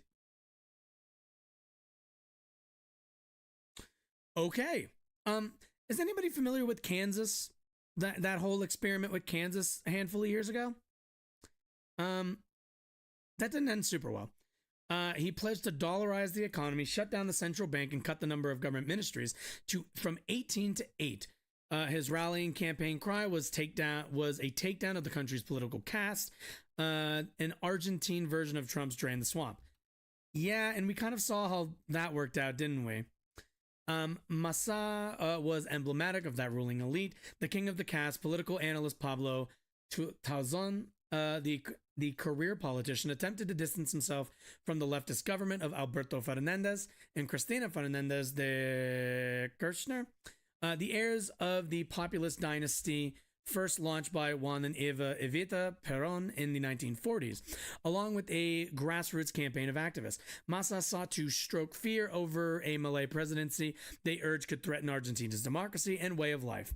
But ultimately, anger won over fear. For many Argentines, the bigger risk was more of the same. We don't have anything to lose, Tomás Lemodio? Sure. Said a 36-year-old business owner. Oh, business owners. Who voted for Malay in Buenos Aires on Sunday. We've had this type of government for so many years, and things are only getting worse. Acknowledging his defeat Sunday night, Massa told supporters the results were, quote, not what we had hoped for, and marked the end of a political chapter in his life. At the campaign headquarters, supporters consoled each other. Young woman burst into tears. There were two paths. We chose the path of the defense of the security system in the hands of the state, the path of defense of education and public health as central values. Argentines chose the other path. Yeah, I think we looked a little bit into this. It looks like their education fund is going to get kind of fucked. And yeah, I mean, it's their election. We'll kind of see how this works out. I will say immediately, a Joker thing does not give me a whole lot of this. Is an immediate disqualifier for me personally. This does not give me a lot of warm, fuzzy feelings. Malay's landslide victory makes him the most voted president in a runoff since the return of democracy in Argentina. The results suggest that many of those who said they would vote in blank and did not feel represented by either candidate ended up choosing Malay. Political analyst Mario Ferranoni said, quote, evidently, people were not afraid to change. Well, I mean, a Malay presidency brings the far right to power in the third largest economy in Latin America, and it could have profound implications for the region and the world. In a continent dominated by leftist leaders, Malay could create tensions with governments he has attacked, including crucial trading partners and neighbor Brazil, in an area of growing Chinese influence in Latin America. Malay could become the region's most vocal antagonist to a country he once called, quote, an assassin. Malay made a name for himself as a television pundit who insulted other guests. He has shown a fucking streamer after my heart, has shown a tendency to fight with the news media. He has circulated conspiracy theories and raised unsubstantiated claims about electoral fraud.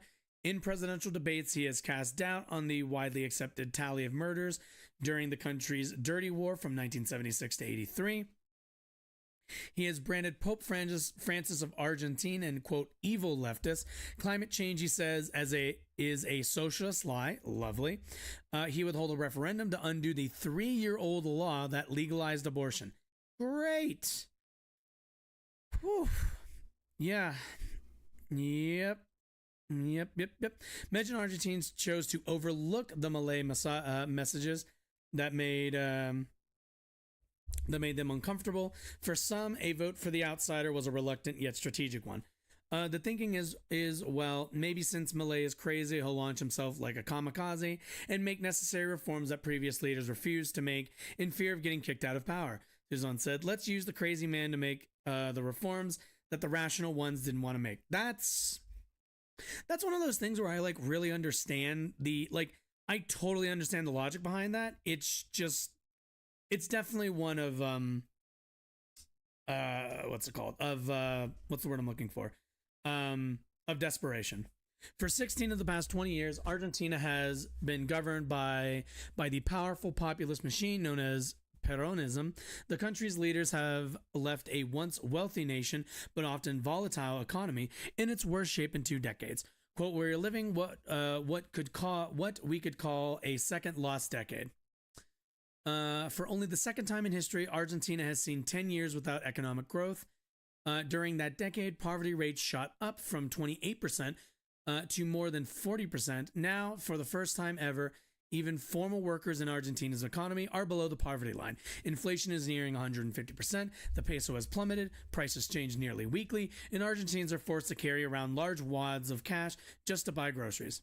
With his viral TikTok videos and outlandish personality, Milei rallied a generation of young voters who have felt these frustrations for most of their lives. Today's youngest voters only know an Argentina in economic decline. They have lived through the COVID-19 vaccine, and they see a political left, as the establishment, rather than the revolution it once was. John Flores, 24, and his wife don't know if they'll ever be able to buy their own home. Welcome to the party, pal. Flores, a nursing student, relies on his wife's income and occasional odd jobs as a bricklayer or janitor to pay the rent and support an infant. Their money is worth less every day. Saving has become impossible. Massa wants to fix the problems that he himself created. We're tired, especially the young people. The question is whether Milei will be able to fulfill his mandate with strapped financial resources, no governing experience, and few political allies in the legislature. Even compared with the Trump and Jair Bolsonaro, the far-right former Brazilian president, Argentina will have the most outsider of outsiders that has existed in years, Tozon said. Milei will take office as the weakest president in the 40 years since the country's return to democracy, said Argentine political analyst Lucas Romero. This is only because he lacks a majority in Congress, but also because he owes at least part of his triumph to a former president, Mauricio Macri. I don't know why did I do that with a fucking French accent? Whose endorsement in the weeks before the vote gave Milei the political backing and credibility he previously lacked. Oof. What is that? Okay, never mind. His triumphs are expected to be seismic, affecting Argentina's economy. Okay. I think we kind of get the gist.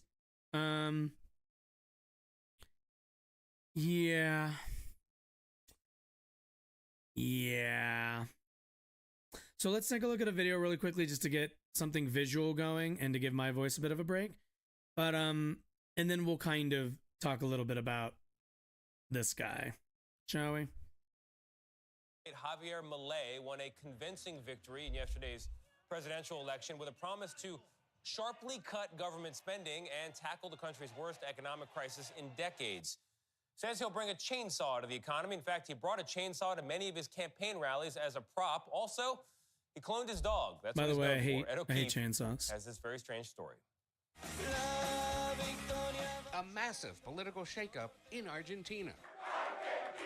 Javier Milei, far-right economist and television personality, joined the political fray just 3 years ago. Now he's in charge of the third largest economy in Latin America. Oh, Jesus. As it teeters on the edge of disaster. Today the reconstruction of Argentina begins. So, okay, so I guess these are like my first initial questions. If you have a population that is 40% in poverty, right, below the poverty line,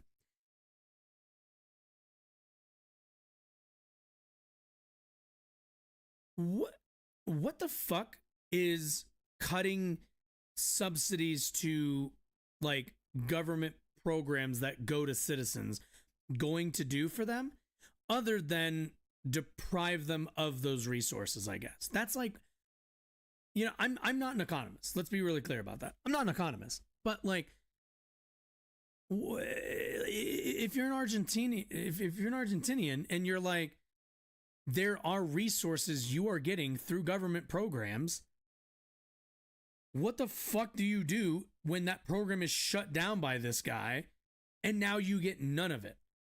Like, sure, maybe I'm going to assume he's going to like just kill the tax rate on people.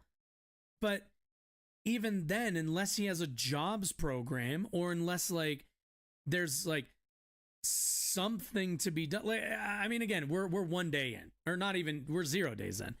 We're 1 day out of the election, but like, I don't see what the plan is besides we're just going to tear down like liberal foundations of the economy. And considering he's a libertarian, it's, what is it just going to be, the wild fucking West? Like,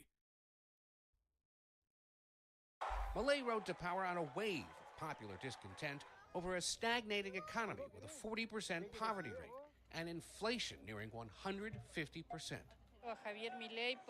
This woman says she supports Milei because she's looking for change in Argentina, a country she says has been suffering from years of decadence. He became known for his unorthodox showmanship during the campaign, wielding a chainsaw to symbolize his war on government spending, I don't like chainsaws. threatening vital public services.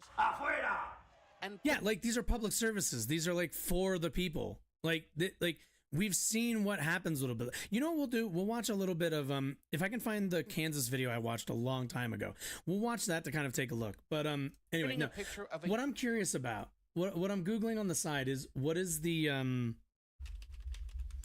Argentina not poverty rate. I guess I'm wondering what the unemployment rate is.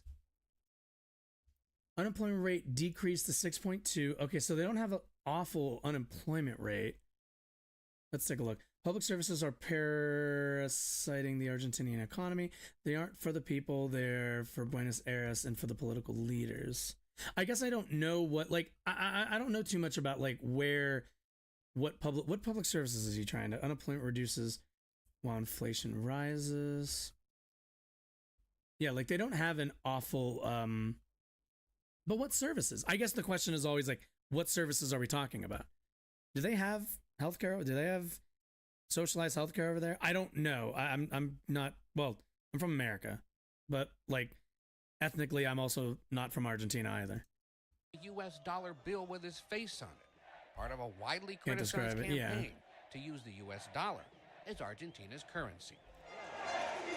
The self-described anarcho-capitalist has also advocated for eliminating the country's central bank. Milei's controversial tirades against, like, what would eliminating the central bank do? Okay. The political class have drawn comparisons to neighbor Brazil's former president Jair Bolsonaro, as well as former President Donald Trump, who sent congratulations to Milei on Truth Social, saying he will make Argentina great again. For CBS Mornings, okay. I'm Ed O'Keefe. Yeah, I bet you want the central bank on. All right. Let's watch this, shall we? Why don't we watch this? Because whoa, that's loud. In a small office in Buenos Aires, even in my fucking ears, that's loud as shit. Is underway. If they're caught, those involved could end up in jail. But it's not drugs or weapons being sold. It's money. Central bank has too much of a tendency to be corrupt. If you replace it with the Fed, that is a much more trustworthy institution. The world will have more trust in the Argentinian economy. When you say replace it with the Fed, do you mean like establish the federal, like a Federal Reserve there, or do they already have a Federal Reserve? The American Fed? Okay. Right. This is why is Argentina's economy such a mess? By The Economist. So certainly this isn't going to be by some leftist like me. Despite the risks, deals like this are commonplace in Argentina's capital.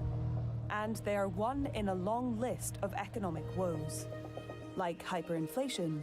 President Menem inherited a country in economic and social disorder. Bank runs. Even an ex-president found guilty of defrauding the state. Fernandez has dismissed the trial. It's a witch hunt. The problem is that, as we normally say, Argentina is a country that never... Am I going to come out of this and just be like, oh, so like a lot of South American countries, Argentina's been kind of like fucked by like political strife and like corruption and probably a little bit of foreign involvement over the last like 60 years? I wouldn't find that to be super shocking, but hopefully that's not the like TLDR version of the story. Misses an opportunity to miss an opportunity. Argentines' frustration with the economic dysfunction saw the rise of a radical presidential hopeful in the 2023 election.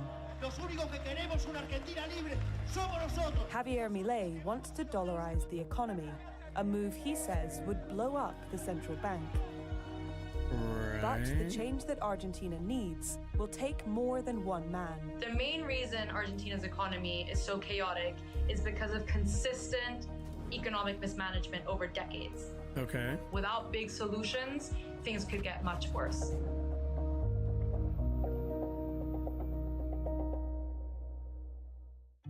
Events of the past few years have been difficult for the world economy.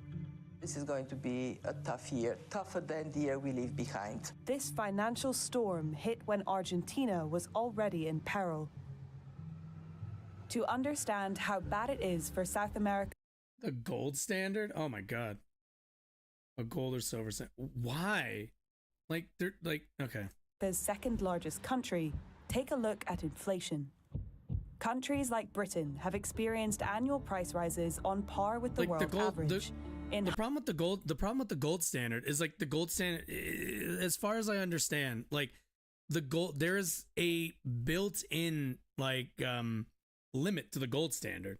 Like there's not really, you know what I mean? Like the way our economy works now is, especially here in the US, is largely on credit, right? Like all of it is kind of just up in the air. Like it's all kind of just credit and imaginary money. Whatever's in your bank, there is no like, physical banks holding wads of cash that they then distribute into each person's like little like fucking piggy or whatever the fuck isn't really a thing anymore, right?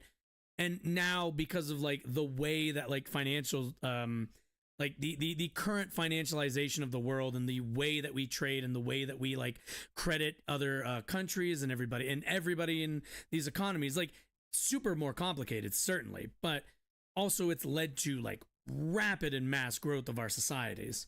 I don't really think you'd get that on the gold standard. High single digits. Argentina's inflation hasn't been that low in decades. The rate has been higher than 100% for almost all of 2023. Right now, only Venezuela and Lebanon have higher rates. It's really hard to kind of just imagine what that's like. For some people, they just can't make ends meet anymore.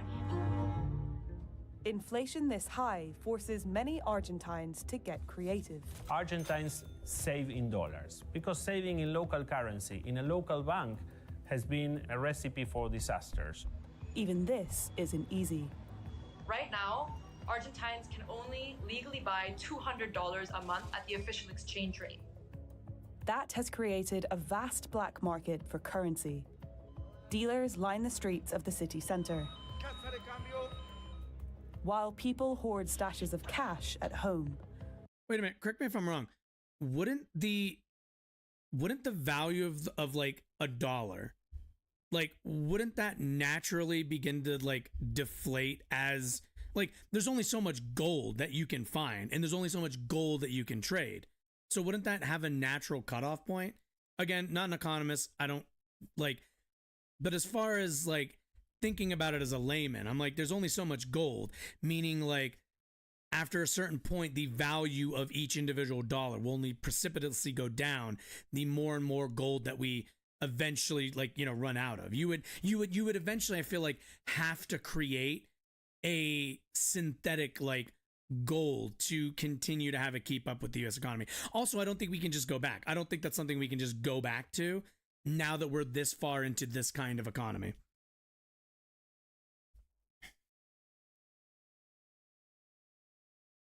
Need to deflate gold, but you can't. Yeah, dollars worth paper, scam based on debt. Well, yeah, it's credit. Like what's in your account is credit. It's not. It's data on a line. It's numbers on a spreadsheet now, which is a lot easier to manage than physical gold.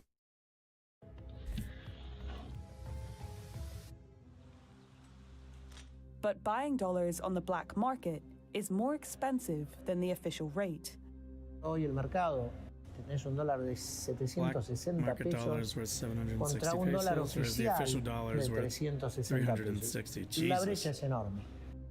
El Flaco is one of a handful of bosses in Argentina's currency black market. He's agreed to talk to us on condition of anonymity. I don't get what the dystopian future is. Been working in Son 15 operadores, no más de like, he claims the Robin, the question is like, if you're gonna say dystopian future, like what future?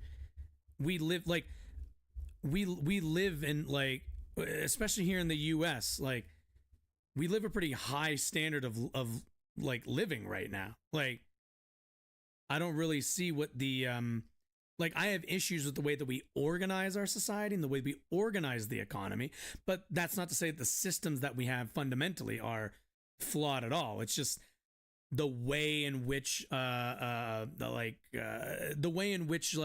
ownership over resources is still distributed is still pretty fucking bad. Like NYC, yeah. Which can I guess what borough you're in, Robin? Can I take a guess?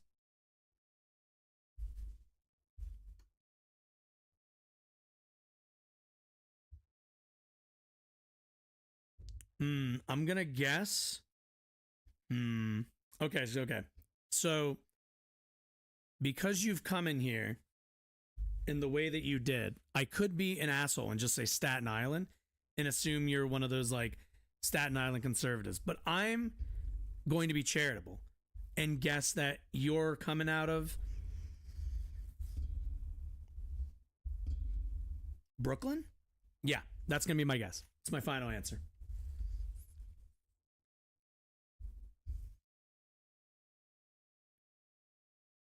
I don't know what he is, but just the lines that he came in here talking about leans me towards Bronx. That was my second guess. Actually, I was gonna say what was I gonna say? Because what is it? Because it's fuck, you'll forgive me. I'm not, well, I'm from the East Coast, but I'm not from New York. Because what is it? It's Bronx. Fuck shit. What is it? Bronx, Brooklyn, Manhattan? Or is Manhattan kind of all of it? I always fucking forget because it's Bronx. I'm pretty sure Yonkers is in there, right? Staten Island. And then, well, if I have Bronx, Brooklyn, Manhattan, Yonkers. I don't think I know what the fifth one is. Fuck. Whatever. Correct me, New Yorker. I don't know my 5 boroughs. I'm sorry.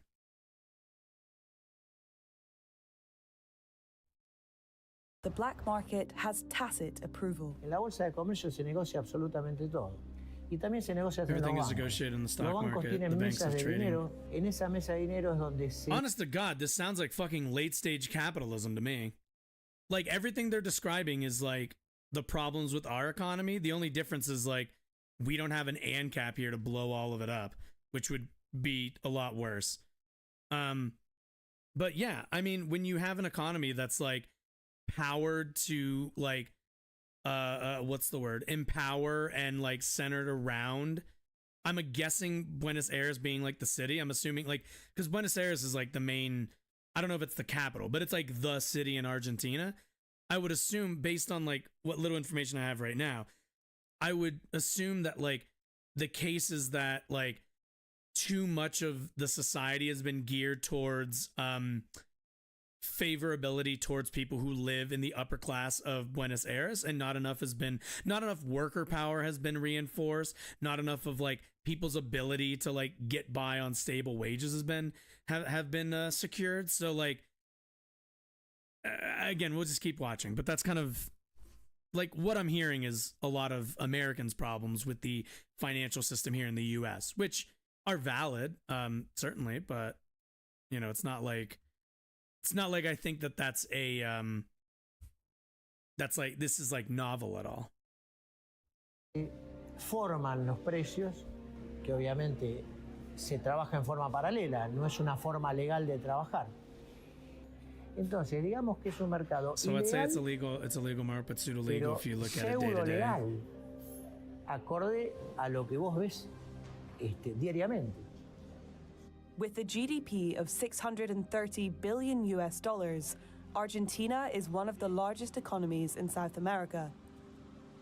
But this booming black market is a symptom of just how bad things are, and the roots of the problem run deep. The main reason Argentina's economy is where it is today is historical. Once one of the richest countries in the world, there are many reasons behind Argentina's decline, including the legacy of this man, Juan Domingo Perón, elected president in 1946. He came to power after having been inspired by Mussolini's fascist Italy. Oh, lovely. That's always a good sign. Fascism was a strong state that's very intrusive, a strong emphasis on nationalism. Oh, lovely. And he combined that with also having a very strong labor movement. He introduced the 8-hour workday, increased wages for the poor, and created vast, expensive wealth. Okay.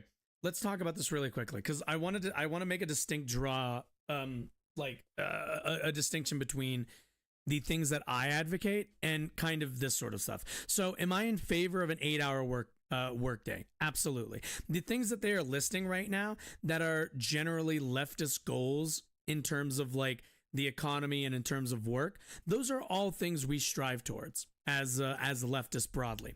Unfortunately, the issue that I think Argentina is running into is kind of where those things are coming from. I mentioned to Robin earlier a Marxist analysis of the situation, meaning like when I think about like the problems with central banking, it has nothing to do with like somebody being Jewish at that bank, right? It has everything to do, in my mind, with the ability for a small number of people to make huge decisions on a democratic populace, undemocratically making decisions for just a massive millions upon millions of people.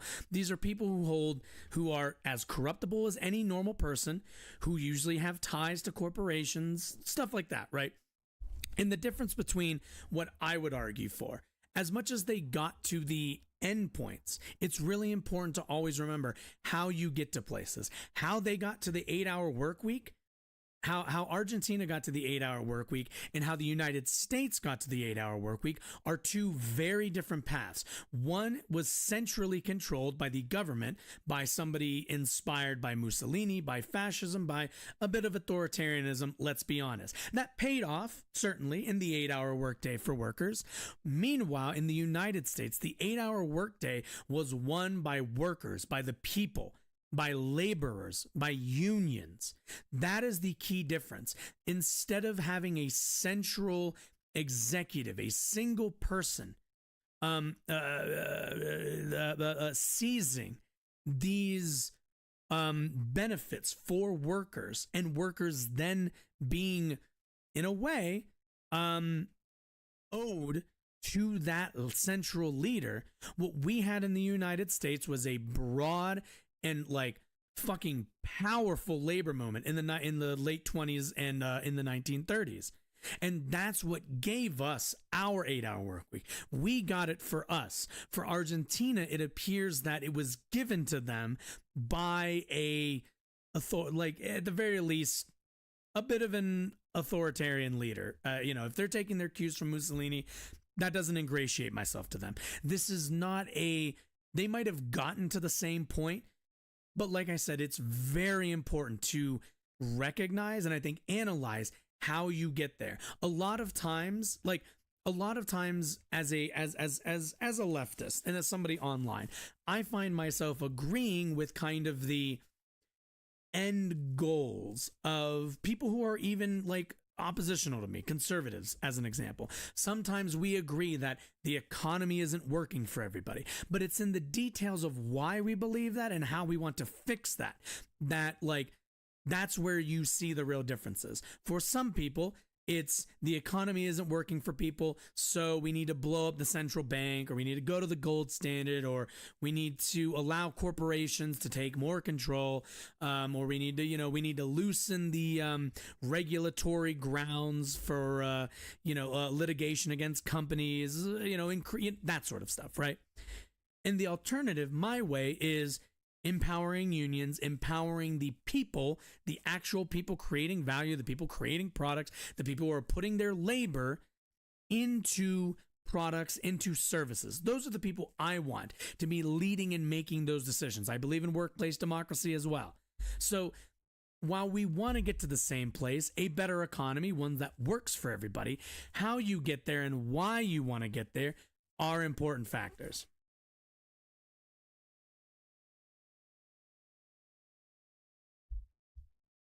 Yeah, I agree. I agree. I don't think corpos should have more power.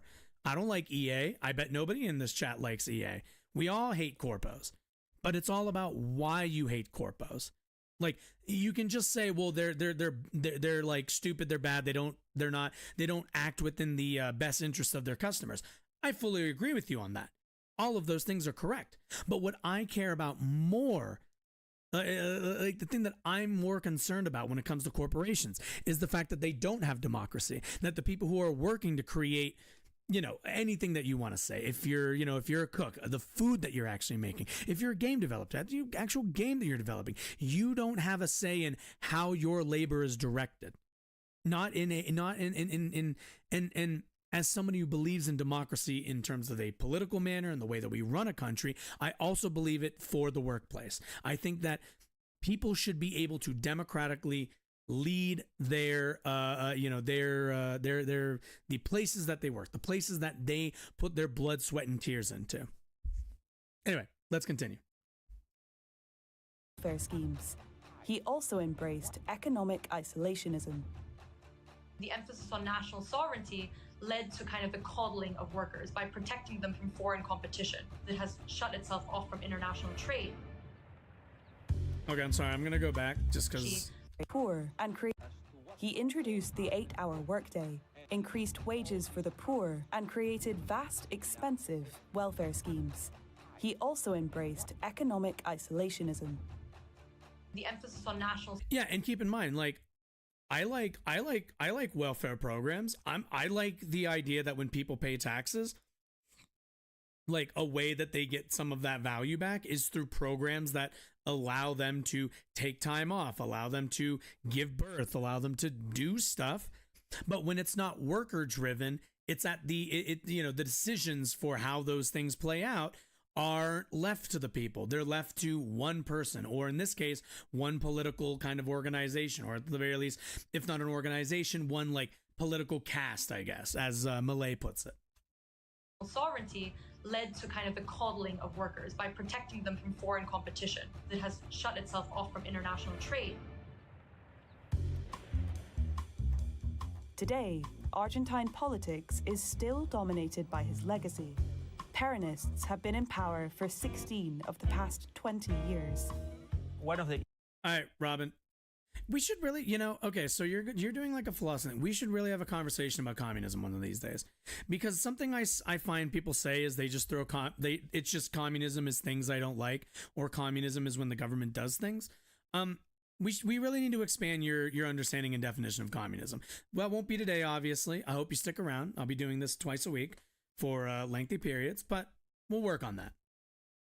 I want you to at least, if you want to oppose those things, I have no problem, but like, I don't want you to look like an idiot when you just say, oh, that stuff's communist. Welfare states aren't communist. Issues if anything, they're liberal. They haven't evolved. They're a sign with of globalization and with the liberal world. governing. Argentina's exports have shrunk as a percentage of global exports year after year. In the mining sector, Argentina has one of the largest reserves of lithium, and also it's very rich in copper. Just to think that Chile is the biggest copper exporter in the world, and Argentina produces 0 copper, and we share the same mountains. As well as remaining isolated from the world economy, the government also still hugely overspends on things like price subsidies. The average European spends around $40 a month on electricity. Also, when I say liberal, I don't really mean like in an American sense. I mean in terms of like liberal society, like the running of a liberal, what's the word I'm looking for? A like modern liberal society usually institutes like some, not always great and not always like enough welfare programs, just because that's kind of a bedrock to modern society under like liberal governance. Electricity. And I mean like liberalism in the very basic liberalism. $5, 8 times less. In 2022 alone, this cost the government $12.5 billion, around 2% of Argentina's GDP. But government largesse goes beyond welfare. And also not welfare states, welfare programs. Of the 13 programs. million people in formal employment in Argentina, over states, a third of them are employed by the state itself. A lot of spending goes on paying salaries and pensions. You actually wanted to go on things like investment, technology, infrastructure, helping the poor, rather than paying public wages. All of this points to the main issue in Argentina's economy. Argentina has been running a fiscal deficit for the last 13 years. If you're in a difficult time for 13 years in a row, well, you have a big problem. Policies to counteract this deficit, like printing money, only make things worse. Right, we understand that. Governments have become dependent on the central bank printing money to basically finance spending. And the more money you print, the worse inflation gets. Local shopkeeper Marta Valdez feels the direct impact of more money being pumped into the system. Acá tenemos 1,000, 2,000. Robin, if you don't want taxes, what did you say? I don't want taxes. Fuck, no taxes, no welfare programs. Putting more money into circulation can mean... How exactly do we fund anything then? Like, I guess I'm curious what society looks like if there are no taxes. And I mean, obviously no welfare programs, but like that starts with taxes. Like those are funded by taxpayer dollars. So how does society work, I guess? Tariffs on imported goods. That's it? Just tariffs on imported goods? That's all? Also, isn't that going to disincentivize goods from being imported? And won't that usually raise the price of those goods?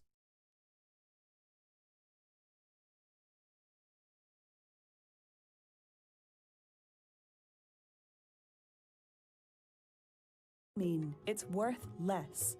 Que a la mañana marcamos un precio y quizás que a la tarde we set a price in the morning, perhaps the afternoon we set another price. For example, the price of this dairy product is 480 and we change it to 580. En ese periodo nosotros perdimos. By that time we've lost because in the afternoon it's already a different price. Jesus. Trabajás Can you imagine having to fucking go around and retag those every morning? Fucking hell. Printing money is only one way the government tries to fund its spending. Another is borrowing. So Argentina has borrowed a lot of money, but it has also defaulted so many times that people don't want to lend it money anymore. Despite the risks, there is one institution that continues to lend. Yes, the IMF. Today, Argentina's debt to the IMF is more than double that of Egypt, the second highest borrower. All told, Argentina holds almost a third of all of the IMF's total lending. One of the criticisms that most economists have posed to the IMF is that the conditionality that they put to Argentina was so light. They didn't need to stabilize the economy, they didn't need to do any homework, and they received money. I think that was another missed opportunity for Argentina. Borrowing and printing money are not unusual tactics for governments, but the extent that Argentina's government... Well, again, Robin, like, elucidate me, my friend. If you don't want taxes, how do we run a society? How does that function? How do we function in a nobody pays taxes, the government doesn't do, like, does government exist? Do we need government? Like, what does this look like? Paint the picture for me. Does both is extreme and damaging. In part because loans from the IMF need to be repaid in foreign currency. And one tactic Argentina employs to get that foreign currency only complicates things more. We're not there yet. Trade restrictions. Soybeans are one I of should the really country's get like a drop of sand exports. saying roads. The soybean producer in Argentina, they face an export tax of 33%. If a ton of soybean costs, say, $500, I receive $500 minus 33%. Leaving the farmer with $335. They then have to exchange these dollars for pesos at the official exchange rate. When the dollar rate is bad, farmers have to make harsh decisions. The incentive is to keep your soybeans in your silos until the exchange rate changes. If everybody does that, the supply of dollars in the economy is scarce. So the government invented something that we call the soybean dollar. The soya dollar is a... Okay, so, well, I understand that. But again, that would cripple our economy because that would disincentivize, again, those imports from coming in.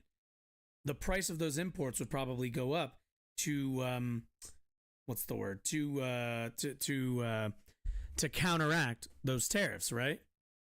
So I just don't I guess I just don't understand how does anything function on just tariffs on imported goods. We import a lot. I don't think it's enough to replace income tax, just income tax. Slightly better exchange rates specifically for profits on soya exports. But it's not the only market with confusing rules. If you want to organize a concert in Argentina and bring a British singer, you have to pay the official dollar and then an extra tax. We call it the dollar Coldplay. If you want to travel abroad, you use your Argentine credit card and you pay the official dollar plus taxes. And we call that the dollar Qatar. This idea of having 10, 15, 20 different prices for the same thing doesn't make any sense. That's a distortion. With the set of distortions, it's impossible that Argentina grows. Over the years, different... Well, okay, Robin, what you're failing... Okay.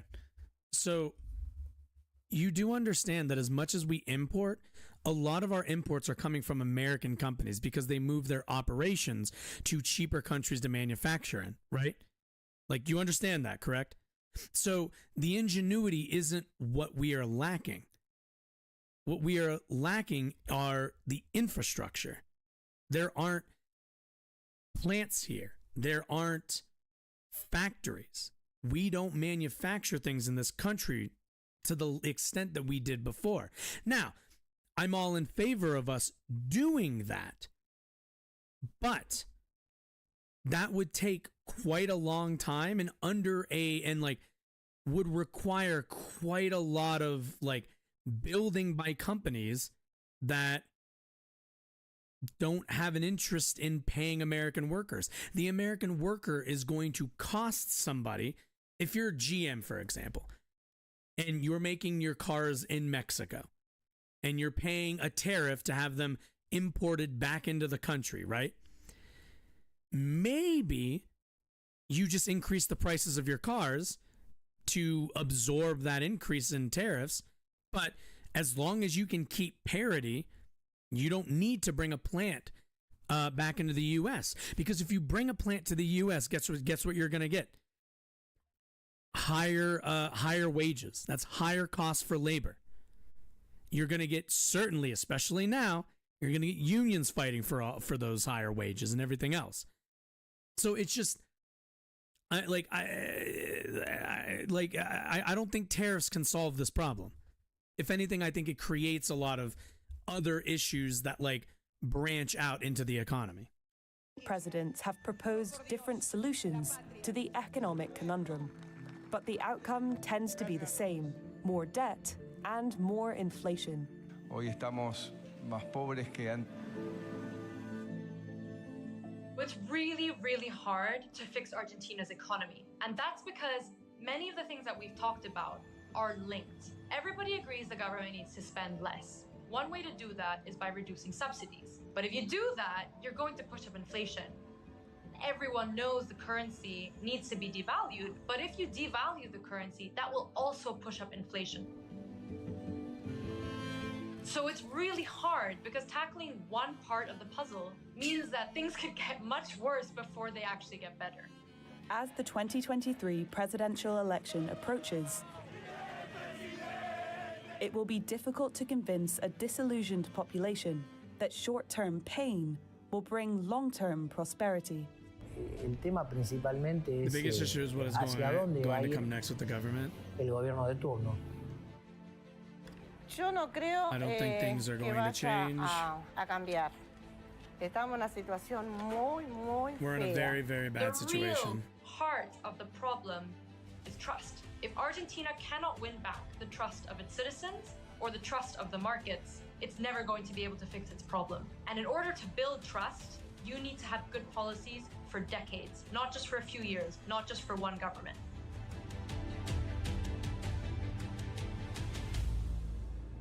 Thanks Thanks for watching.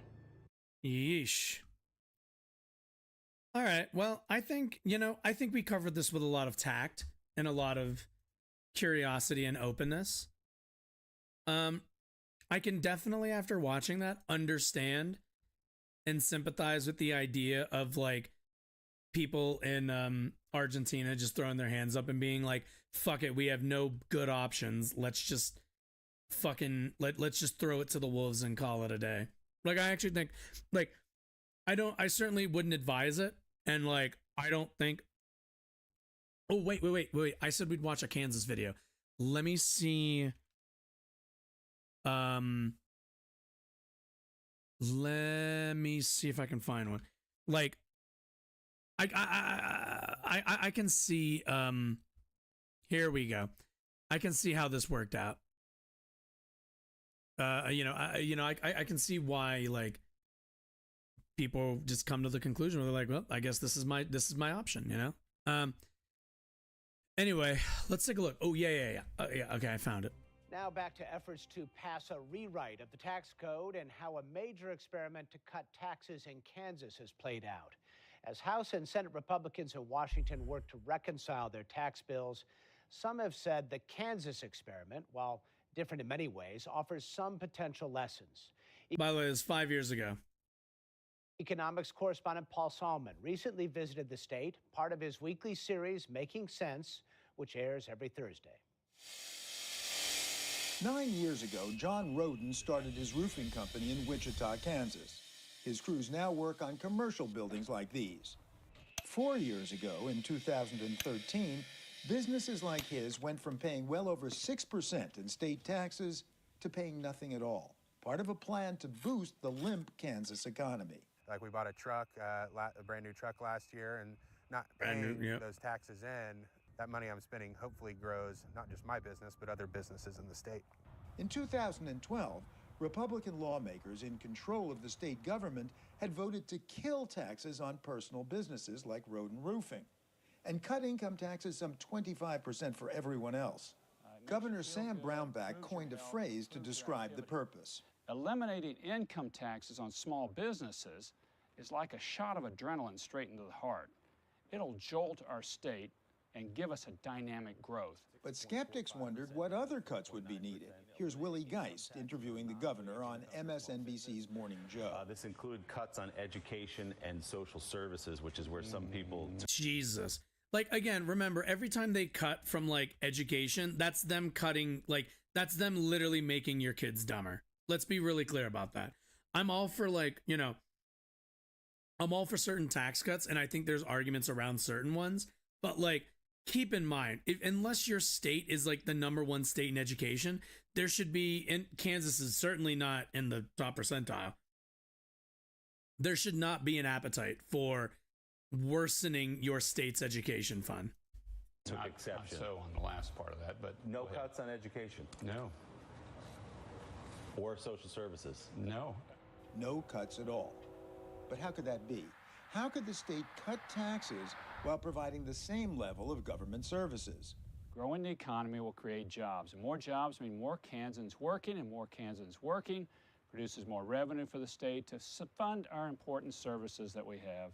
Immediately when the tax cuts were put in place, our revenue dropped like a rock. Dwayne Gosen is a former Republican state legislator who served 12 years as budget director for 3 Kansas governors, Republican and Democrat. Income tax revenue, which was the main source of income for our state general fund, dropped about $700 million, or about 25%. But isn't the idea here that in the long run, inviting businesses in, or businesses that are already here to expand, will pay off, and you're just looking at it too short-sightedly? Even if that were true, Kansas didn't have the long run to do this experiment and be successful. We immediately went into a budget crisis. To cover the gap, lawmakers first siphoned money from the state's rainy day fund, then went after transportation funding. but it still wasn't enough. Kansas school districts scrambling to find ways to make up funding. The Centers for Medicare and Medicaid Services has decertified Osawatomie State Hospital. State lawmakers are now questioning how 70 foster kids can go missing. That was the local news soundtrack in Kansas from 2014 on, while lawmakers... Robin.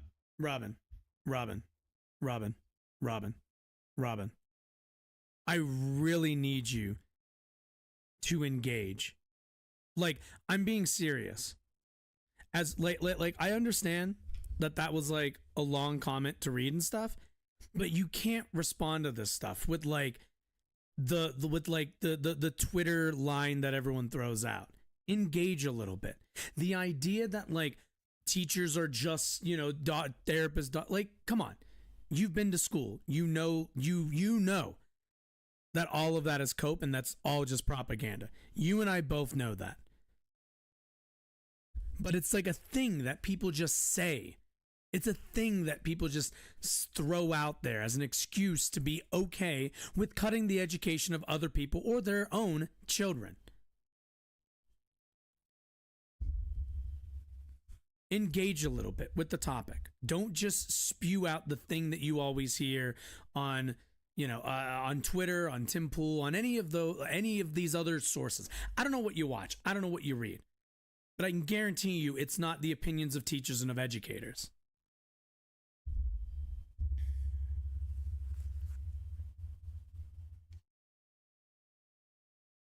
Like, elucidate. I asked you about taxes. You didn't give me an answer about taxes. I'm going to ask you about this. What are you even talking about? Is this anecdotal? Is this like, you know, did you read some study that teachers are doing doctoral work? Like, give me something to actually chew on here. Because otherwise, if you're just like, oh, I went to school and I didn't like my school experience, get in line, bud. A lot of us didn't like high school. Went through budget cut after budget cut.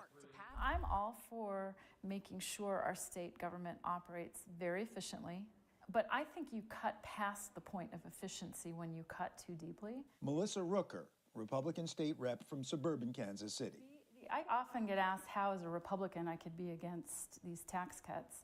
All I can say is, I am a Republican. I am fairly conservative in my approach to money management, and this did not feel comfortable. The proponents of the plan will tell you today that we should have given it more time, that we didn't cut the budget enough, and I'll tell you, we cut it 9 times to try and cope with the drastic revenue reduction. I wish I could have had a stronger influence on my colleagues and have trimmed the growth of government even further.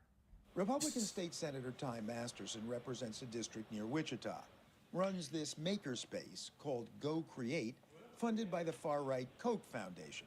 He says lawmakers simply weren't willing to go far enough. My dude, I was born in 1992. I got pulled out of school because of 9/11. Like, I'm aware. I'm from like Northern Virginia. My mom saw one of that fucking plane go into the Pentagon. Don't try to 9/11 era me, okay? Like, expand on the opinions that you're holding. Like, you're just saying stuff. And like, I feel like if I ask like, what do you mean by that? You should be able to come to me with some kind of like, oh, well, I feel like teachers, like if you say, what did you say? Our education system sucks anyway. I would suggest you go like, around the world to like, I don't know, the next, like the third world, like I get it. Our education system compared to maybe some of the top performing education systems, we're not the best. I can agree with that. Some of our states have really shitty educational systems, but other states have really good ones. So what are the actual problems? This whole like, teachers are busy playing therapist and doctor. No, they're not. And you know they're not. Teachers are not playing therapists. What teachers are working with kids, which does mean that you kind of have to play a little bit of that like mediary role. You do have to play like, what would I even call that? Like like you're supervising them for how many hours on like in the day. You are like living amongst these kids almost more than you are your own family.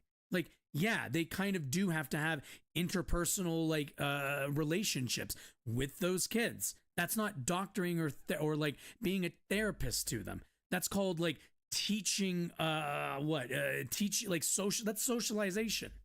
So like, what are the issues you have with educators now, and where are you getting this information? What source do you have? Like, anybody can just say, oh, it's just my experience. Like, oh, I had a shitty teacher. Our education system sucks. Like, yeah, we've all had shit teachers. No fuck. But like, come on, give me like, come on, a little bit more, please. We were still anticipating more growth, and we didn't keep the government in check in the out years.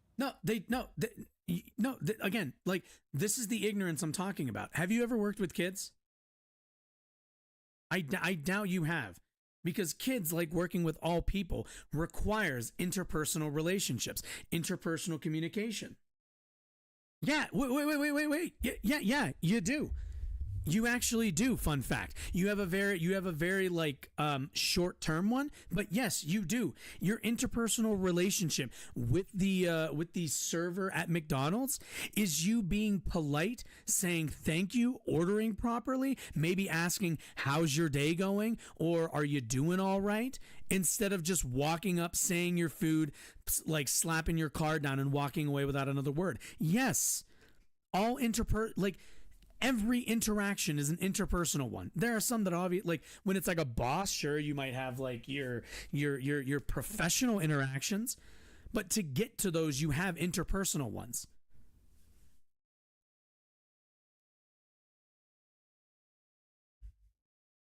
You shouldn't avoid that stuff. What is that stuff? Okay, I'm getting frustrated, and it's because you already have this entire narrative. When you say that stuff, you know what you're talking about, but I don't. And the way that you know that you've bought into a lot of really edge case, at least in my opinion, propaganda, and you're a bit off the reservation, and the reason why you're not connecting with people all the time when you say that stuff in public is because they don't know what the fuck you're talking about. Whenever people say that stuff or anything, like, you know, when they're like, vaguely gesturing at, let's be honest, you're making the groomer accusation for teachers. Let's just call a spade here. But like, I don't know what, like, I'm trying to be nice and give you the space to explain, but then you just say that stuff. And like, if you want to talk about something specific, if you would like to talk about a specific instance or a specific trend that you see, by all means, but don't just say that stuff and pretend like that's somehow an explanatory to everything you've been saying beforehand. Do you take any personal responsibility for that? Sure. I was chairman of Ways and Means in those next 4 years, where we were anticipating more revenues. Well, then the revenue estimates were wrong, and they were short, and the national economy was only growing by 1%. Yeah, what's new, bud? So I do take some personal responsibility. So which wins out, strategy or technology?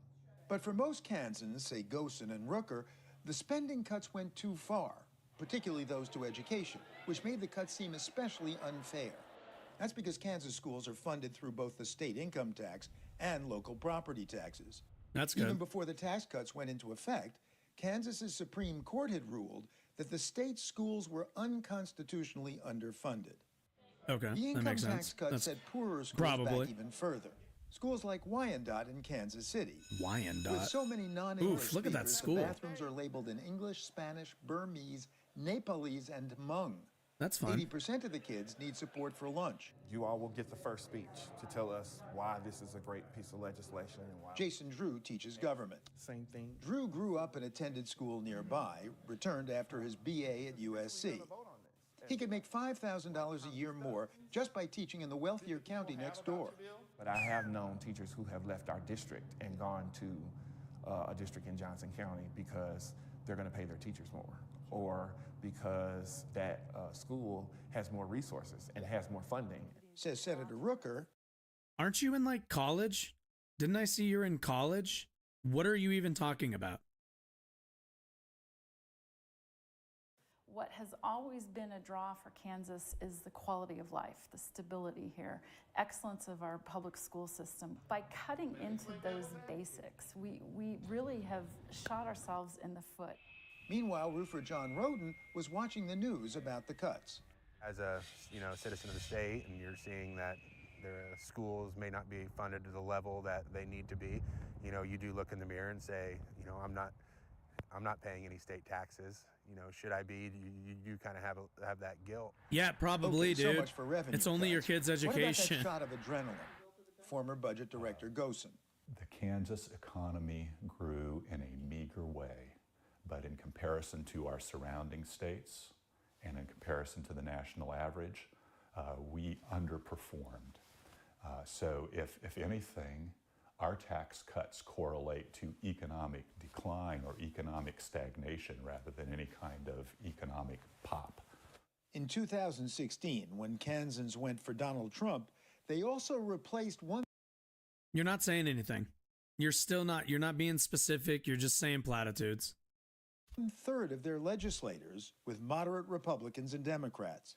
Once in office, those legislators largely undid the tax cuts, Be specific. overriding Governor Brownback's veto. The electorate had changed its mind, says Gosen. Every month, every year, coming out of Topeka was the news that the budget was... Also, by the way, don't let all of this yelling distract you. Robin, also, as much as I like watching this, because I've seen this one before, and this is rather educational on like the philosophy around like tax cuts and what it actually can lead to. This is also for you. As somebody who supports the elimination of taxes, this is what it did to Kansas's economy. So also pay attention to this. In trouble, that revenue wasn't living up to projections, that programs had to be cut back. The general public, in my opinion, had a major misconception. Actually say what your issues are, and don't be vague. The public was conned. I think to a large degree, I say conned. They were misled. I think misled. And is his fellow Republican Senator Melissa Rooker also misled? So in my opinion, she's extreme left. So there's no difference between her ideologically than the most left Democrat, who would obviously see me as extreme. Well, if Melissa what an Rooker idiot. is extreme left, what do you make of Bernie Sanders or Donna Brazile? They're all there together. So there's no difference between... There's less difference between her and Bernie Sanders than there is between her and I. Master. The picture of mental illness. That person either like is full of shit or they are so phenomenally stupid that they should be institutionalized. Anderson insists that the extreme left and the media have given the Kansas experiment a bum rap. He says state unemployment has continued to fall, that the crash of oil, gas, and farm prices explain the slow overall growth. It amazes me that there's so much focus on Kansas. It almost feels to me like it's the rabbit in the hat and the curtain. The reason people are using Kansas... It is kind of a state that is controlled by its own legislative branch, which makes economic decisions. Like, what's funny is like we can observe every single state's economy individually, like separated from every other state. And this guy's like, whoa, like, why is there such a focus on Kansas? We just did this incredibly far right, like idiotic tax plan, and it like backfired massively and like brought rot onto our economy in the state. Like, what's everyone so interested in us for? Kansas is because this argument, as you well know, has been raging for decades.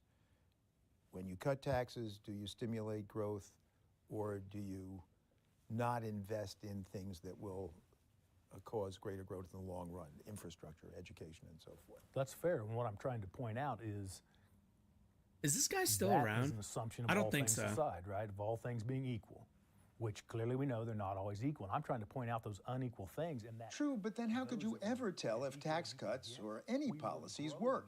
Masterson had one more argument, though. Shrink government, what's been called starving the beast. I would say it's more like bariatric surgery, and we're limiting its revenues, so instead of being morbidly obese, we're just simply overweight. Like, yeah, like this guy's like dumb as shit. This guy's a fucking idiot. Representative Rooker uses a different anatomical... Education should absolutely be privatized. We would have the most educated generation in decades. What makes you say that? Robin, why? Why would fully privatized education give us the most educated generation in decades? Also, when you say generation, do you mean like per person, or do you just mean we'd have a handful of the smartest people? Metaphor. They've cut to the bone, or even the marrow. This is what smaller government looks like in action. Is this what you want? From which Jesus. Fucking education falling apart. Roads probably not getting built. Infrastructure not being built. Yeah, totally. Totally. This is what you get. Ay. All right, let's see. Open this. All right, let's see. Extremely risky investment, just like theoretical technology. The government should be doing investments and that type of thing, not corpos. Shrek guys, education is extremely risky investment. I'm not sure what you mean by that. Education is like the bedrock of how we like keep our society from thriving. Like if you have an uneducated populace, it's over. You're done. All right, let's see. What should we watch? Ooh, okay. Do I wanna? No, let's have some fun. Let's watch some fucking. Let's watch something fun. All right. I want a real country, not this communist charade of a country. Stop destroying generations. Willing to pay for education. What? Again. Communist charade. Yeah. For somebody who's taking philosophy, you are pretty bereft of an understanding of communism, sadly. Are you sure you were born, you're not like an old person who communism is just like the word for bad? Because that's kind of the vibe I'm getting. There seems to be no like engagement as to what communism actually is from you. But that being said, that actually jives very well with this video I saw that went up. Last week, if people are familiar with infrared or Haas, seems like an obnoxious individual to me. But he went on to explain MAGA communism, which might be interesting. I haven't given MAGA communism a much of a shot for for my vote. So let's go take a look. I'm kind of curious, as somebody who is supportive broadly of of socialism, of like kind of a left perspective on things. MAGA communism seems a bit weird to me. So normal people become terrified. Hey, I clicked full screen. Does not mean I wanted to hear it stop. Yep, I know. Yep. Risky for an individual. It's not risky at all for in a societal level. That's why it's good for the government to invest in it. Try building the school and get people to attend it. And try to pay the teachers enough. I mean, you can. Other countries fund their education systems well. One of the biggest problems with our education system here in the U.S. is our funding mechanisms. Most states, I'm pretty sure most states fund their education through property taxes. Meaning that you'll have, as a good example, kind of the area I live, we have a really rich school really close by.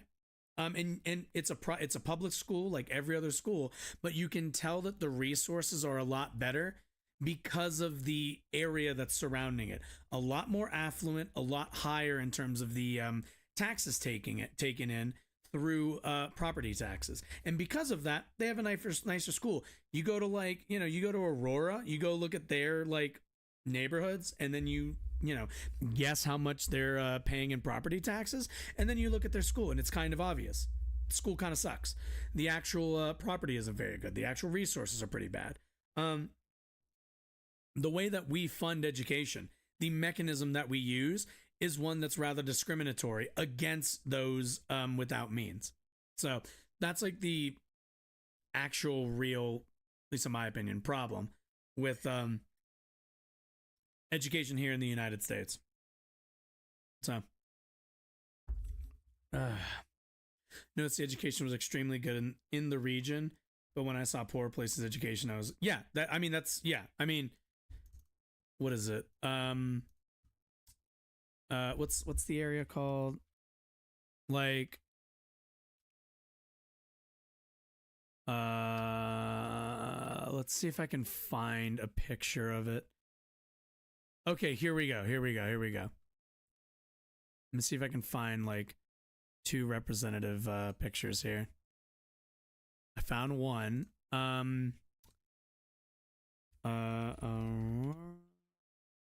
No, just give me one of them.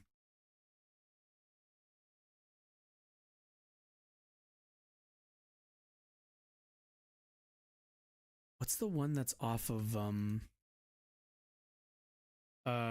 what is it off of? Is it off of Peoria or is it off of Colfax? I think it's off of Peoria.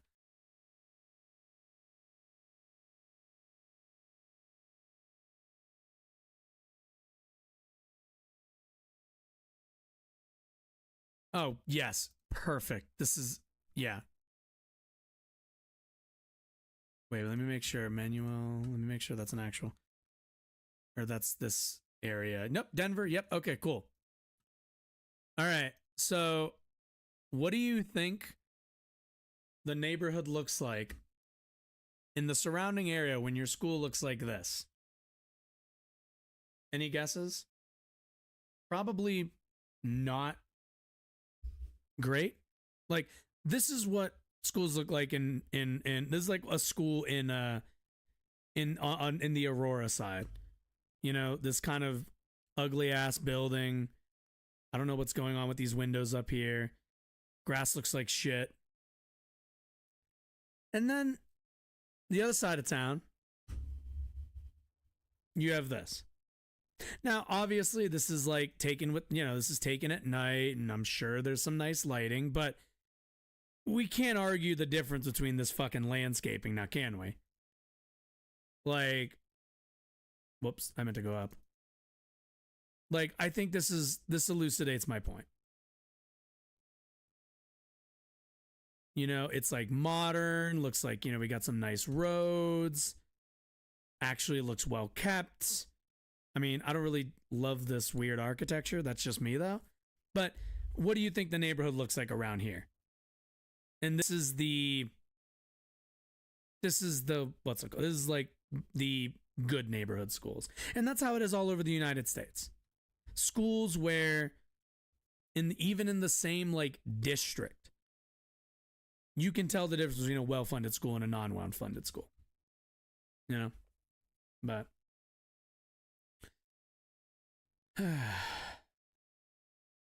what is the architecture? I know, right? What school was that? I think it was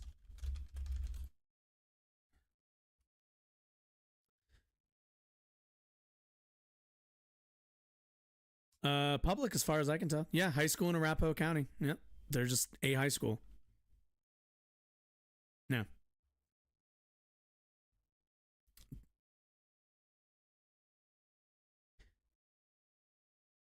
Let's see. It makes poor get poorer and rich get richer.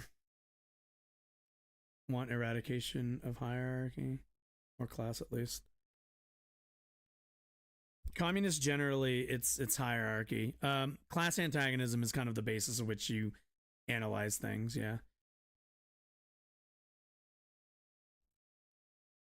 No, they create an incredible divide between rich and poor. Read between the lines. It doesn't sound like you're reading at all, dude. Again, you're like, I don't know what to tell you. You're unwilling to engage with the topic, which is sad, but that's on you. You're sitting in a leftist stream, so I don't know what to tell you.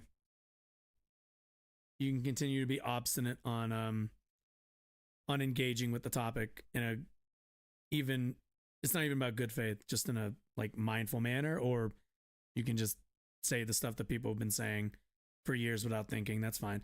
Anyway, Haas, MAGA communism. Let's fucking go.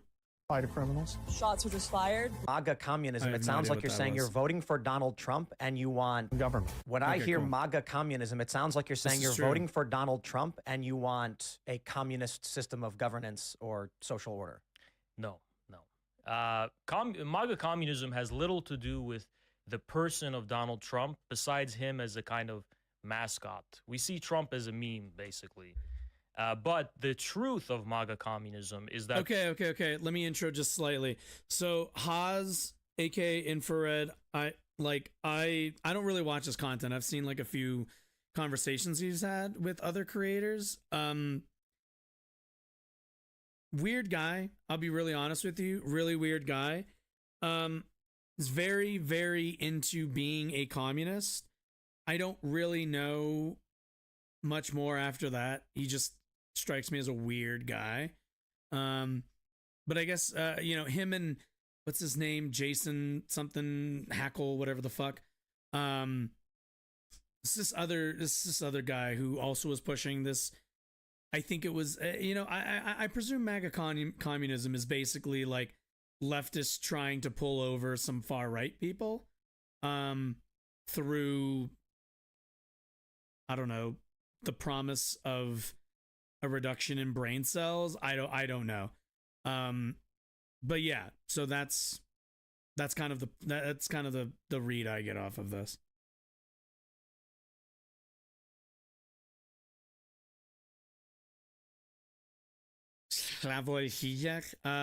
No, I strongly doubt it. I don't think he can vote in the US. He's not a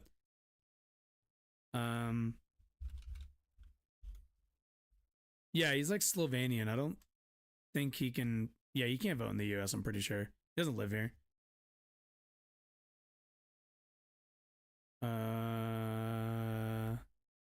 Yeah.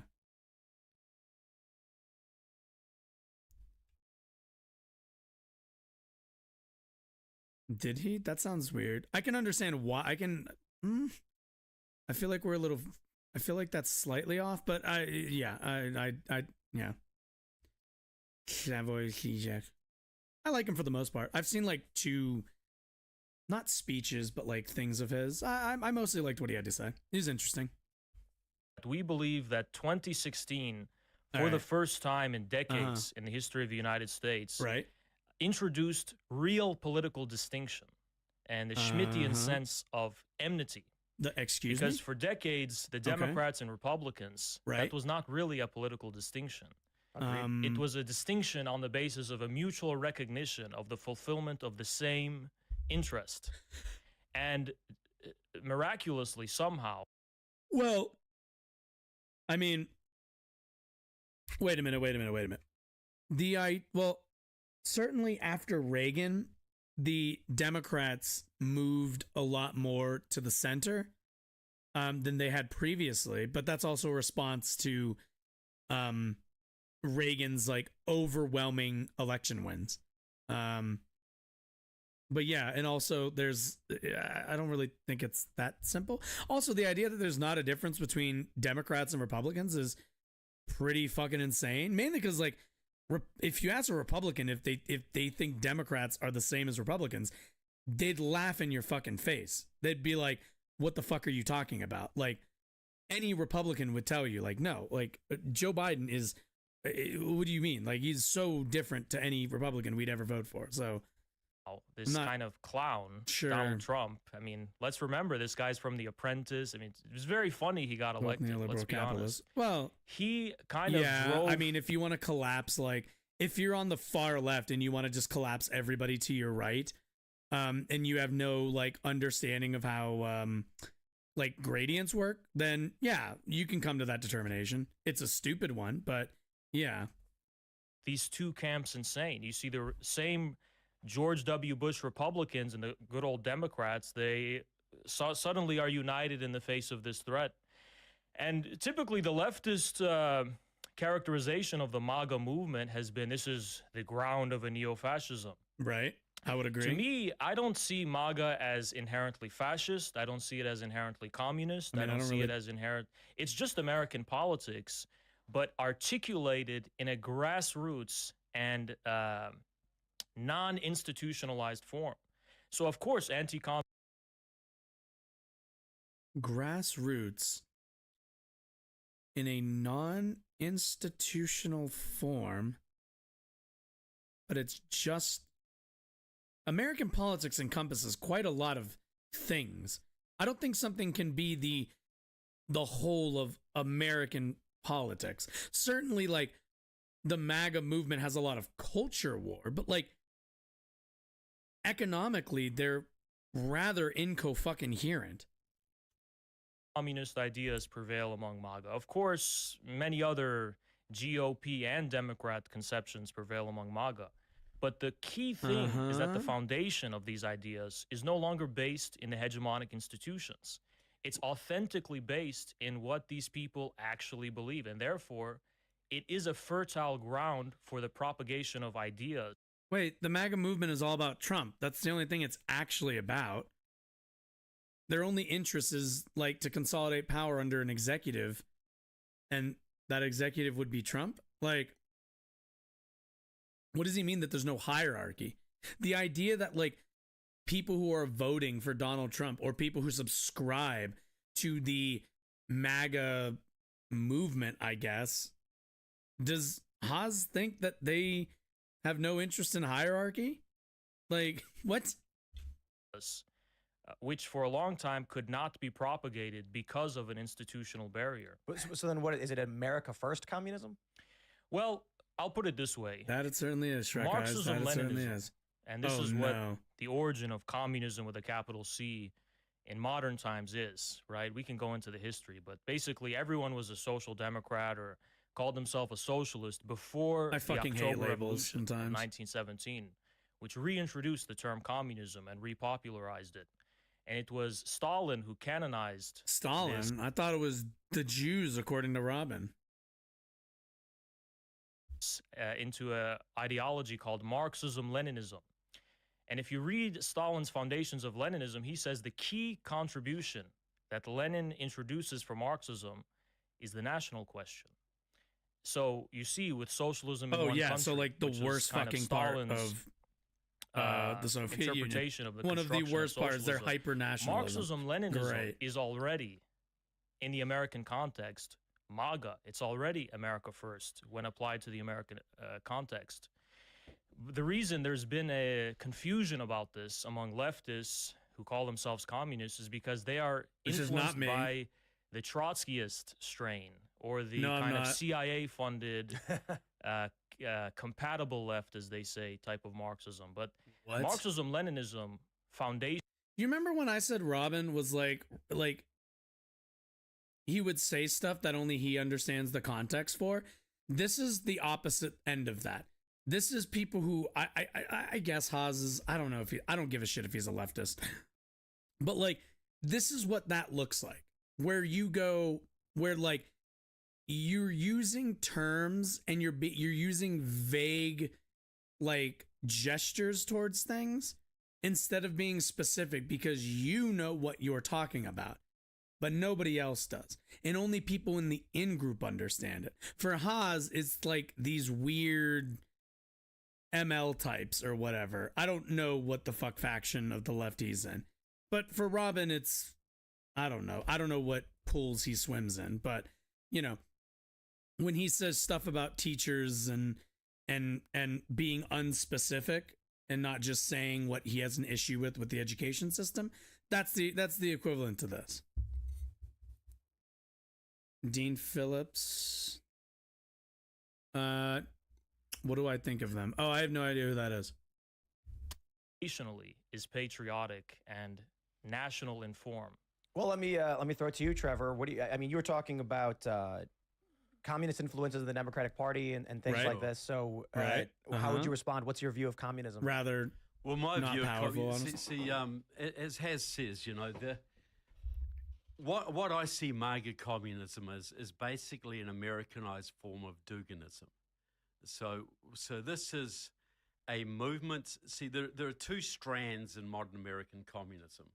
There's what I would call a feminine strand, which is wokeism, naturally, which is You know, like, oh, is this guy like an anti? Okay, cool. So let's be clear. This guy is just your boilerplate woke equals bad type guy, but because he's British, he needs to sound slightly more intelligent. So he just turns it into feminine communism. Right. Gotcha. Right. It was cultural Bolshevism before. Yeah. Okay, whatever. Just accept everybody. Let's just break down the barriers. Major emphasis on anti-racism. You know, do you notice he's saying all of these things like they're bad? Isms. These all come out of Marxism, but it is the feminine side, and Haz is right. I remember, yeah, you know, I've been listening. I've actually been trying to do my homework and listen to Marx, and I do remember the entire chapter on transgenderism. That is true. There's a big Trotskyist Jesus. Whereas what we're talking about here is more what the a fucking masculine idiot side of communism. This is what happens when your voice betrays your intelligence. Stakhanovite. I can never say the word Stakhanovite communism. This is a masculine nationalist form of communism, which overlaps to some degree with fascism. It's Dugin was basically, which would be how we describe the Soviet Union. Or almost the right. Keep in mind, the Soviet Union was not communist or fascism. Socialist in nature at all. So what I'm seeing here in this MAGA Free communist Palestine movement in Europe from is something that draws on Stalinism. So many people that were uses betrayed the by national their question, and national question means that the old original Marxism was, you know, you use the class struggle. You know, the workers will rise up and take the control of the means of production from the bosses. The nationalities question, or the national question, is where you find minority populations or racial minorities or religious minorities, and you foster a sense of revolution amongst them. And that will be patriotic. They will play on, you know, they use like in Ireland, they would use the patriotism of the Catholics against the Protestants. And Christ above. the Stalinists for a long time tried to create a black republic in the south of America by using this sort of a nationalist sense amongst the black population. So they're doing that with Native Americans now, with La Raza, this kind of thing. So what I see here, MAGA communism to me is an amalgamation. Holy shit, dude. We took that entire aside.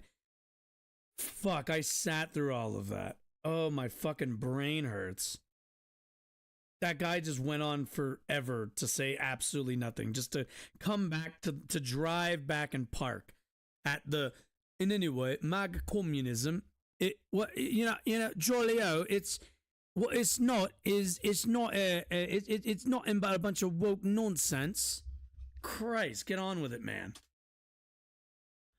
Of traditional fascism and communism, using nationalism, traditional fascism, and a strong masculine emphasis. Wait, nationalism and oh my god, it's like when people don't really have a definition of fascism. Which, one of the harder things about fascism is that there really isn't a concrete and consistent definition.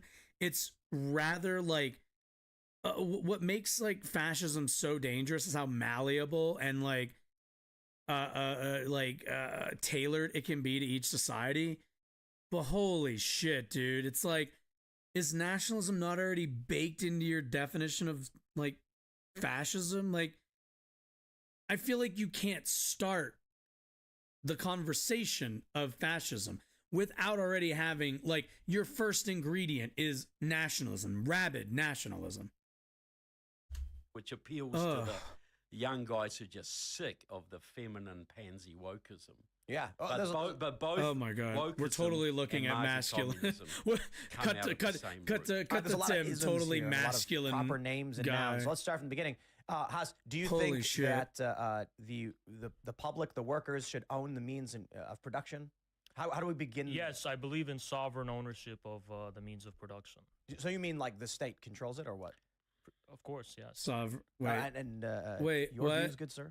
Okay, so already we're off to a lovely start. Yeah, so what Haas is describing there is not, at the very least, a workplace democracy that I support. What he's describing is state communism, which is more akin to what the Soviet Union had, during the Cold War, which we kind of saw how that worked out. Not something, and it's mainly because it's this conception that the people are the state are the people. But again, all you're creating, at least in my estimation, is a different kind of hierarchy, but a hierarchy nonetheless.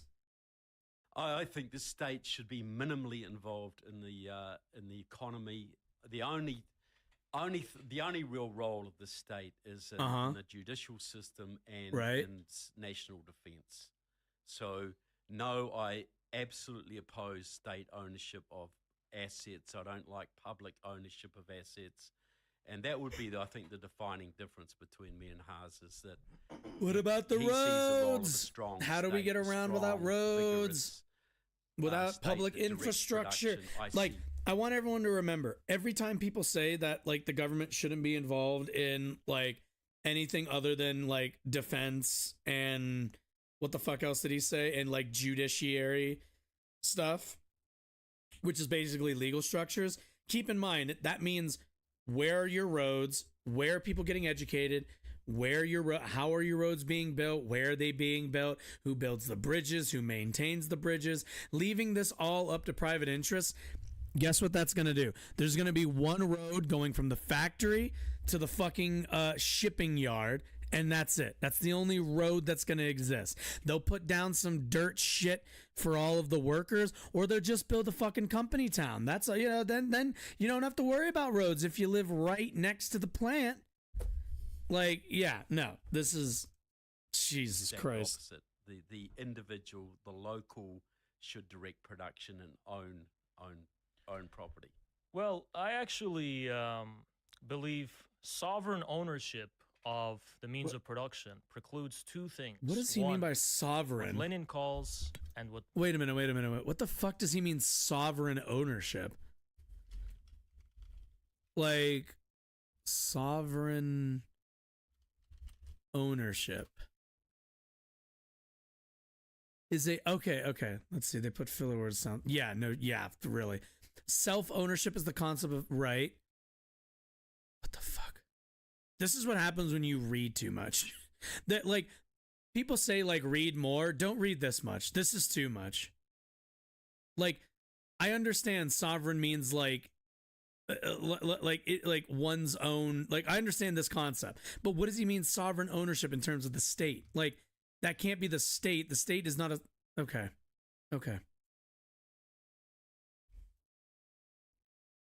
Marx actually originated in his... Sovereign ownership of the means of production precludes two things. One, what Lenin calls, and what Marx actually originated in his 18th Brumaire, is the smashing of the state machinery, that we cannot simply lay hold of the ready-made state that exists, the insane bureaucracy that corresponds. And Marx actually talked about this to the capitalist society, but the state must be remade anew, simplified, made efficient, and to an extent, yes, minimalized, because it is the aspiration of communism to basically relegate the state to its bare necessities and for the eventual dissolution of the state, obviously, and into free association. You're saying when absolute idealistic communism is people all just agreeing and working together or something? No. There's still a centralized oversight of production, but it's what Friedrich Engels calls the administration of things and not people. So you have a centralized oversight of production, but the necessity of the forceful suppression of opposition, for example, disappears. And this is projected to be at the time when the material foundation of the state as an organ of class dictatorship withers away. Now, many people doubt that this is possible. And dude. It's somewhat of a theoretical it's like 2.5 of 3. Question, but as relevant now, I don't want the current American government to own more. Like, keep in mind, Haas is somebody who is rather supportive and defensive of the Soviet Union. That should tell you everything you need to know about his vision of communism. To him, I'm pretty sure, and I don't know this for a fact, but like, I'm willing to go out on like a limb on this one and say that he probably thinks China is like a communist country. So that should kind of tell you everything. Oh, I don't my want the goodness. current American state to control more. What I want is a completely remade state, a state fashioned from the ground up based on, yes, local forms of power, amalgamated and centralized to authentically represent the That interests dude has no fucking clue of what's the happening. overwhelming majority. And this is where it may surprise you. It is a goal It for will the state to surprise be me. minimally involved in production. Sovereign ownership of the means of production just means that foreigners, that private interests cannot gobble up the resources and land of the country. But as to who manages Right. that land and But that who has- sees to it, But that has nothing to do with. That has. Okay. When Marx wrote about communism, like back about a year or two ago, like what he's mostly laying out is the relationship of workers to owners. That's overall what he's like describing, and what a vision, what the world would look like under a societal structure where more democracy was placed in the hands of workers, where every single day you go into work and you have a say in how you're working, what you're making, who it goes to, things of that nature. That's the key to all of this, is are the people who are creating the products, creating value, creating the things that we build society on, that we entertain ourselves with, that we consume, that we digest, all of it, are these resources being controlled by the mass of people? That is at the end of the day, the core of Marx's writings. Is Marx wants to see the society driven by the people who are doing the work in that society, not the people who own the factory, the people who work in the factory, because there are 30, 40, 50, 100, 200 of them, and there's only one owner, and one owner should not be deciding for hundreds, if not thousands of people, the direction of their labor. That's all. It's not that complicated. I feel like people make like Marxism and turn all of this stuff into this kind of word salad bullshit. At the end of the day, what we are seeking is a change and evolution in the relationship of the worker to the owner. That's what I want to see. In all of this talking, I have no fucking clue what Haas wants. I have no earthly goddamn idea what this dude fucking wants. Does he want more worker power? Does he want less worker power? Does he want worker democracy? Does he want private ownership? Does he want forced public ownership? Does he want worker co-ops? Is there a threshold in which any company, corporation, anything, is there a threshold to pass where the workers begin to create too much of the value in the I don't fucking know. I have no fucking clue what this guy wants. I don't know what vision of society this person wants, which is like frustrating, because as somebody who is, I'd probably be labeled as a socialist. I just come on here and I talk. I'm on the left. I'm sure of that. Everything else is kind of, I leave up to other people's interpretation. I don't really know if it's for me to say where I land on the political spectrum, especially in terms of gradations on the left. But for fuck's sake, man. I this sort of stuff fucking, it just shows how I think this is emblematic of of LARPing, quite frankly. I can't imagine doing this much talking and saying like absolutely nothing, without just like that's what I do. I LARP. Like, ugh. Anyway, continue. Its production. This is something, ideally speaking, should be as local as possible. This is China's kind of household responsibility system, which did delegate production down to the lowest level, the family.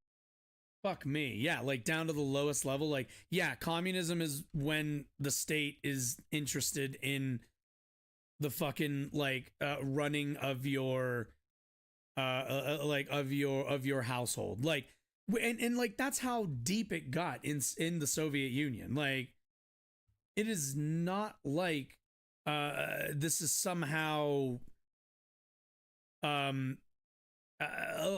it's not like this is somehow this comports with any kind of like worker democracy or the rights of workers.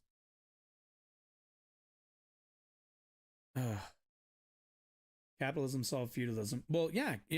Out of feudalism, out of slavery, we got feudalism. Out of feudalism, we got capitalism, and out of capitalism grows socialism.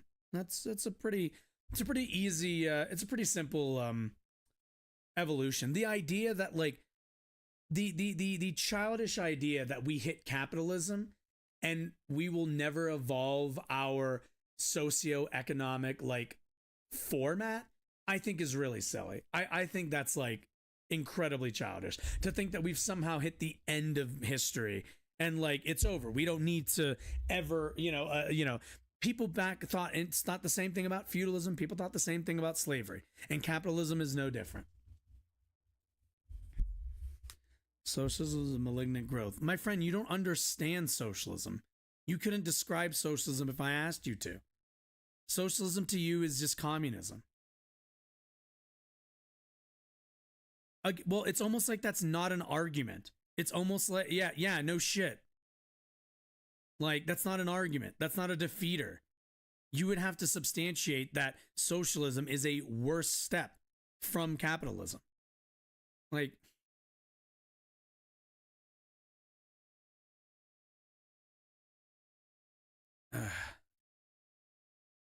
should we, let's see, what is this? MAGA communists slam private ownership, says the state should own means of production. Which again, like, okay. Here, we'll kind of elucidate my point. Normal people become terrified with a little bit of this. Shots were just fired. Police just came out. I think it's like some show. Simple question: what does means of production mean? The means of production basically refer to. Okay, let's see. The fundamental basis and conditions for the production of things. Only material things? What about intellectual property? No, there's no such thing in the Marxist view. Basically, I view personally intellectual property is a scam. Basically, even wait, what? Wait. Okay. Give me that definition again. Jesus. No. The means of production basically refer to the fundamental basis and conditions for the production of things. Only material things? What about... Okay, I get... Okay. So if I was going to simplify that, it's pretty much the means of production is essentially the resources to produce goods and services. That's like... that's all you need.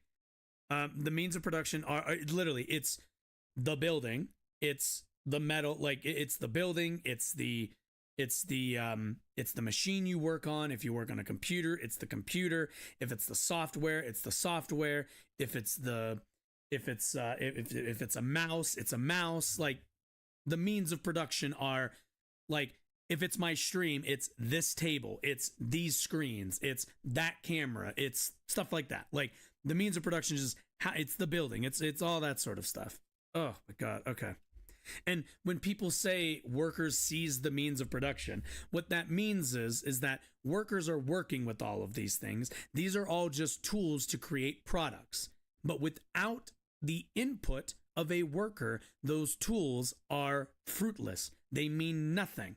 meaning without the input of the worker, none of the means of production mean anything. They are useless without our input, meaning we are not half of the equation. We are more like 70 to 80% of the equation, meaning that the person who owns the, let's say, the computer in your office should not be just because they own the computer that you do the work on does not mean that they should own 100% of the value that you're creating on that computer and then chipping you off a piece of that. You are creating more value than that computer can create on its own. That's the simplified version. Good Intellectual God. property.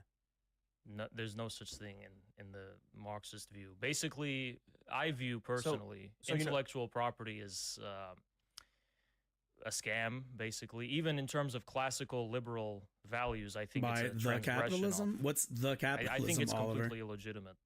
Intellectual property? Yes. So what about, so what's the incentive then for invention if you can't own what you've invented?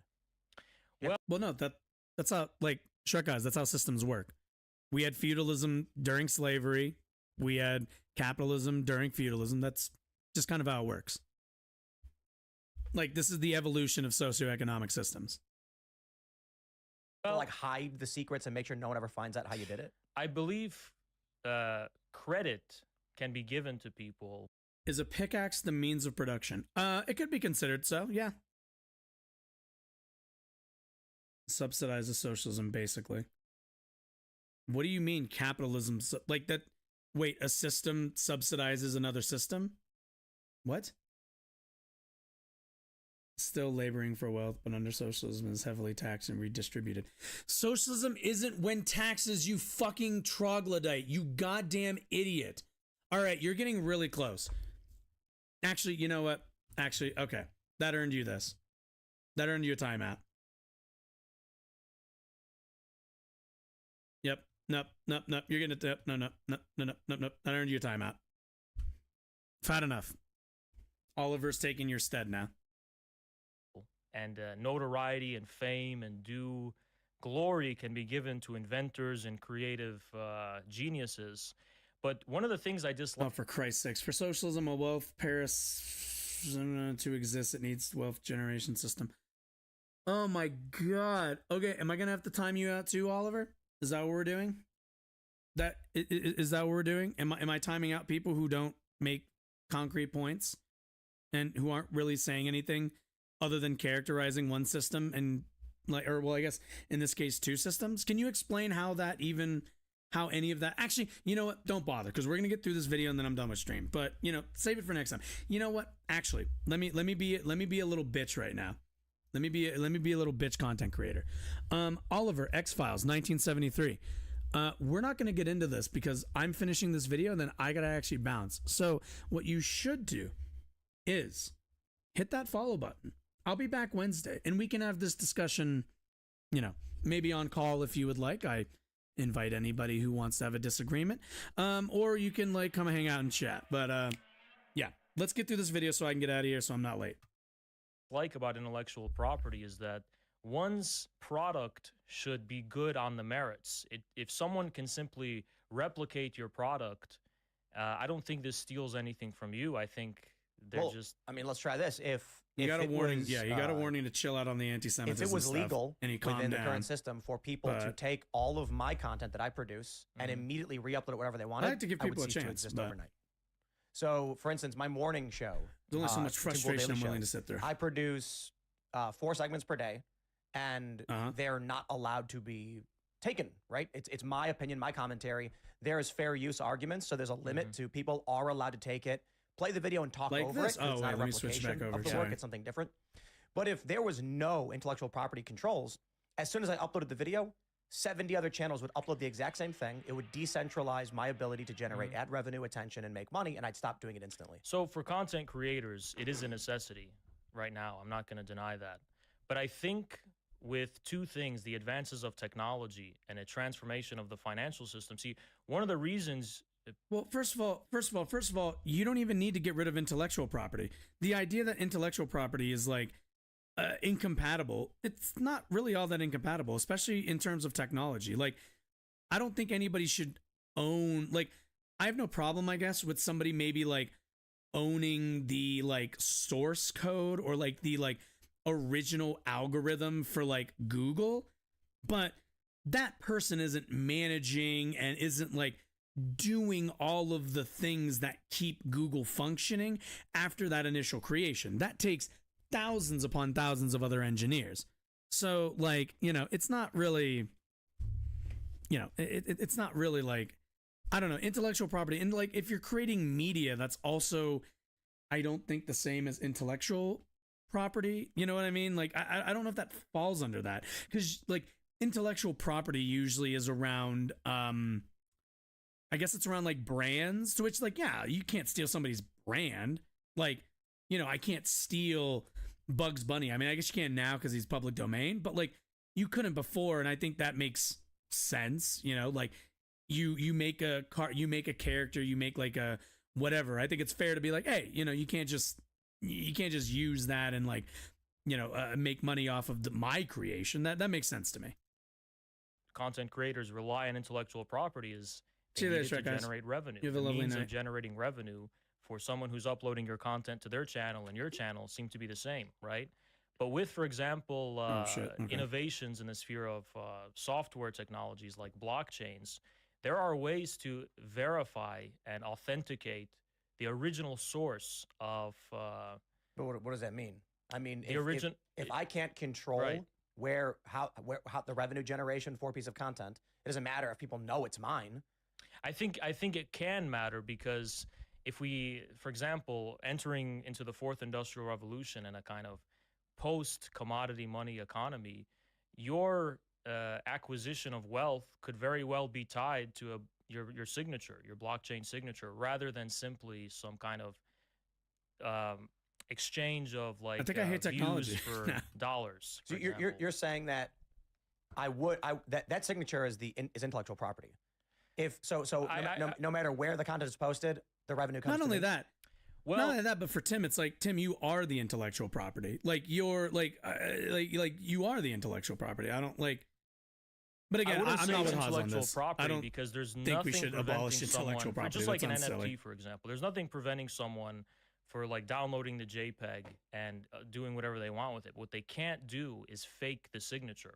But what does that do for the person? Yeah, but too bad NFTs are fucking stupid. It gives you a defense of NFTs. It confirms that it's yours. That this is the original. How does thing. it buy my milk? Right, milk, bread, and eggs. Like, are you saying, look, would the state just give me free food? Is everyone going to get free food? Or holy no, shit! This by is the like, way, I don't. To be clear, what the fuck? The version of the communist system of the 20th century, with rations and with standardization of basically what everyone gets based on what they do. That was a requirement. Yeah, what was it? For to the every man his goals means, or whatever the fuck. Of those circumstances, which was. This is actually why I'm glad. This is actually why I'm glad I don't do so much reading, and I stick with like at most.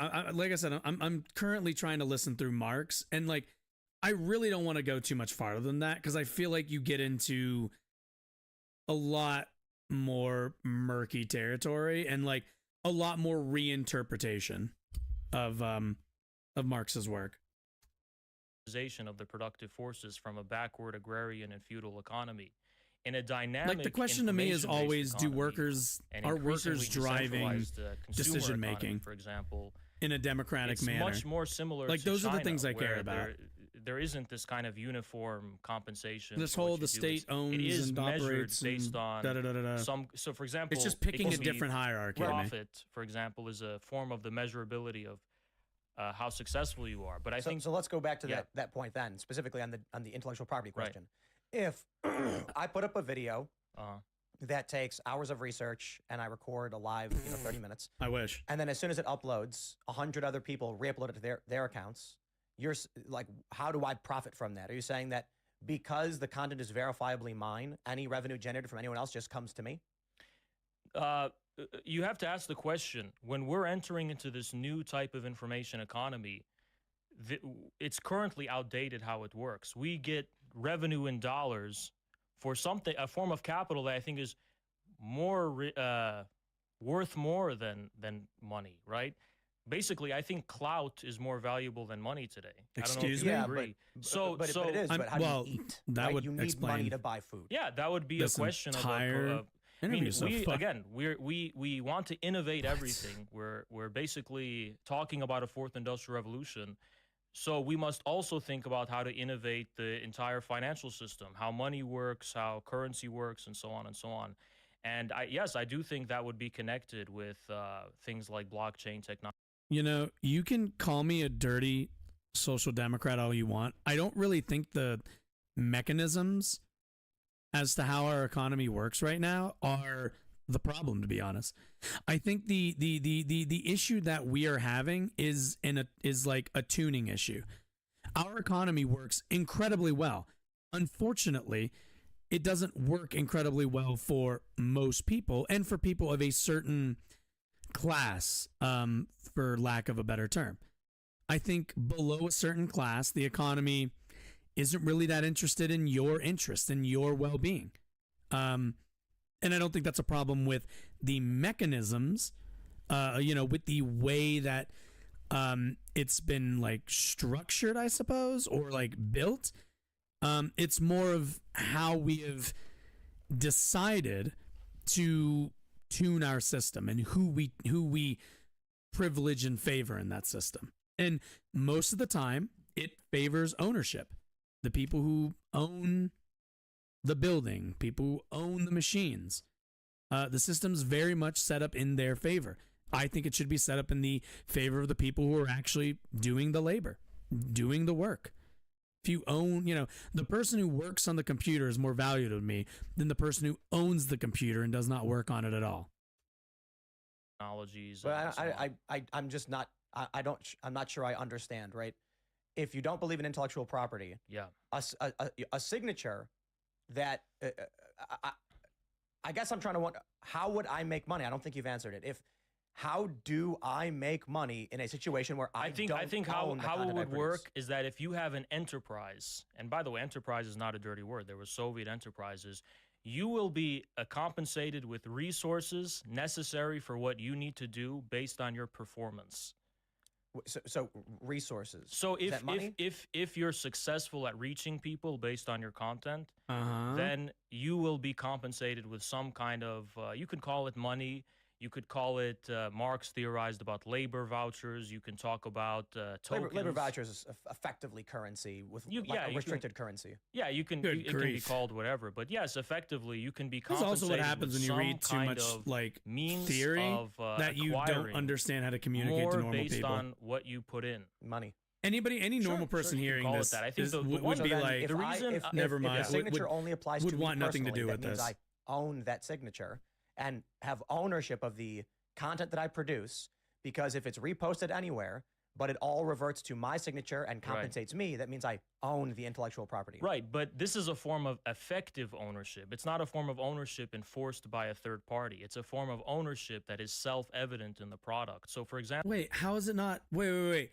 If it's not enforced, how would you guarantee that Tim gets his money for his video?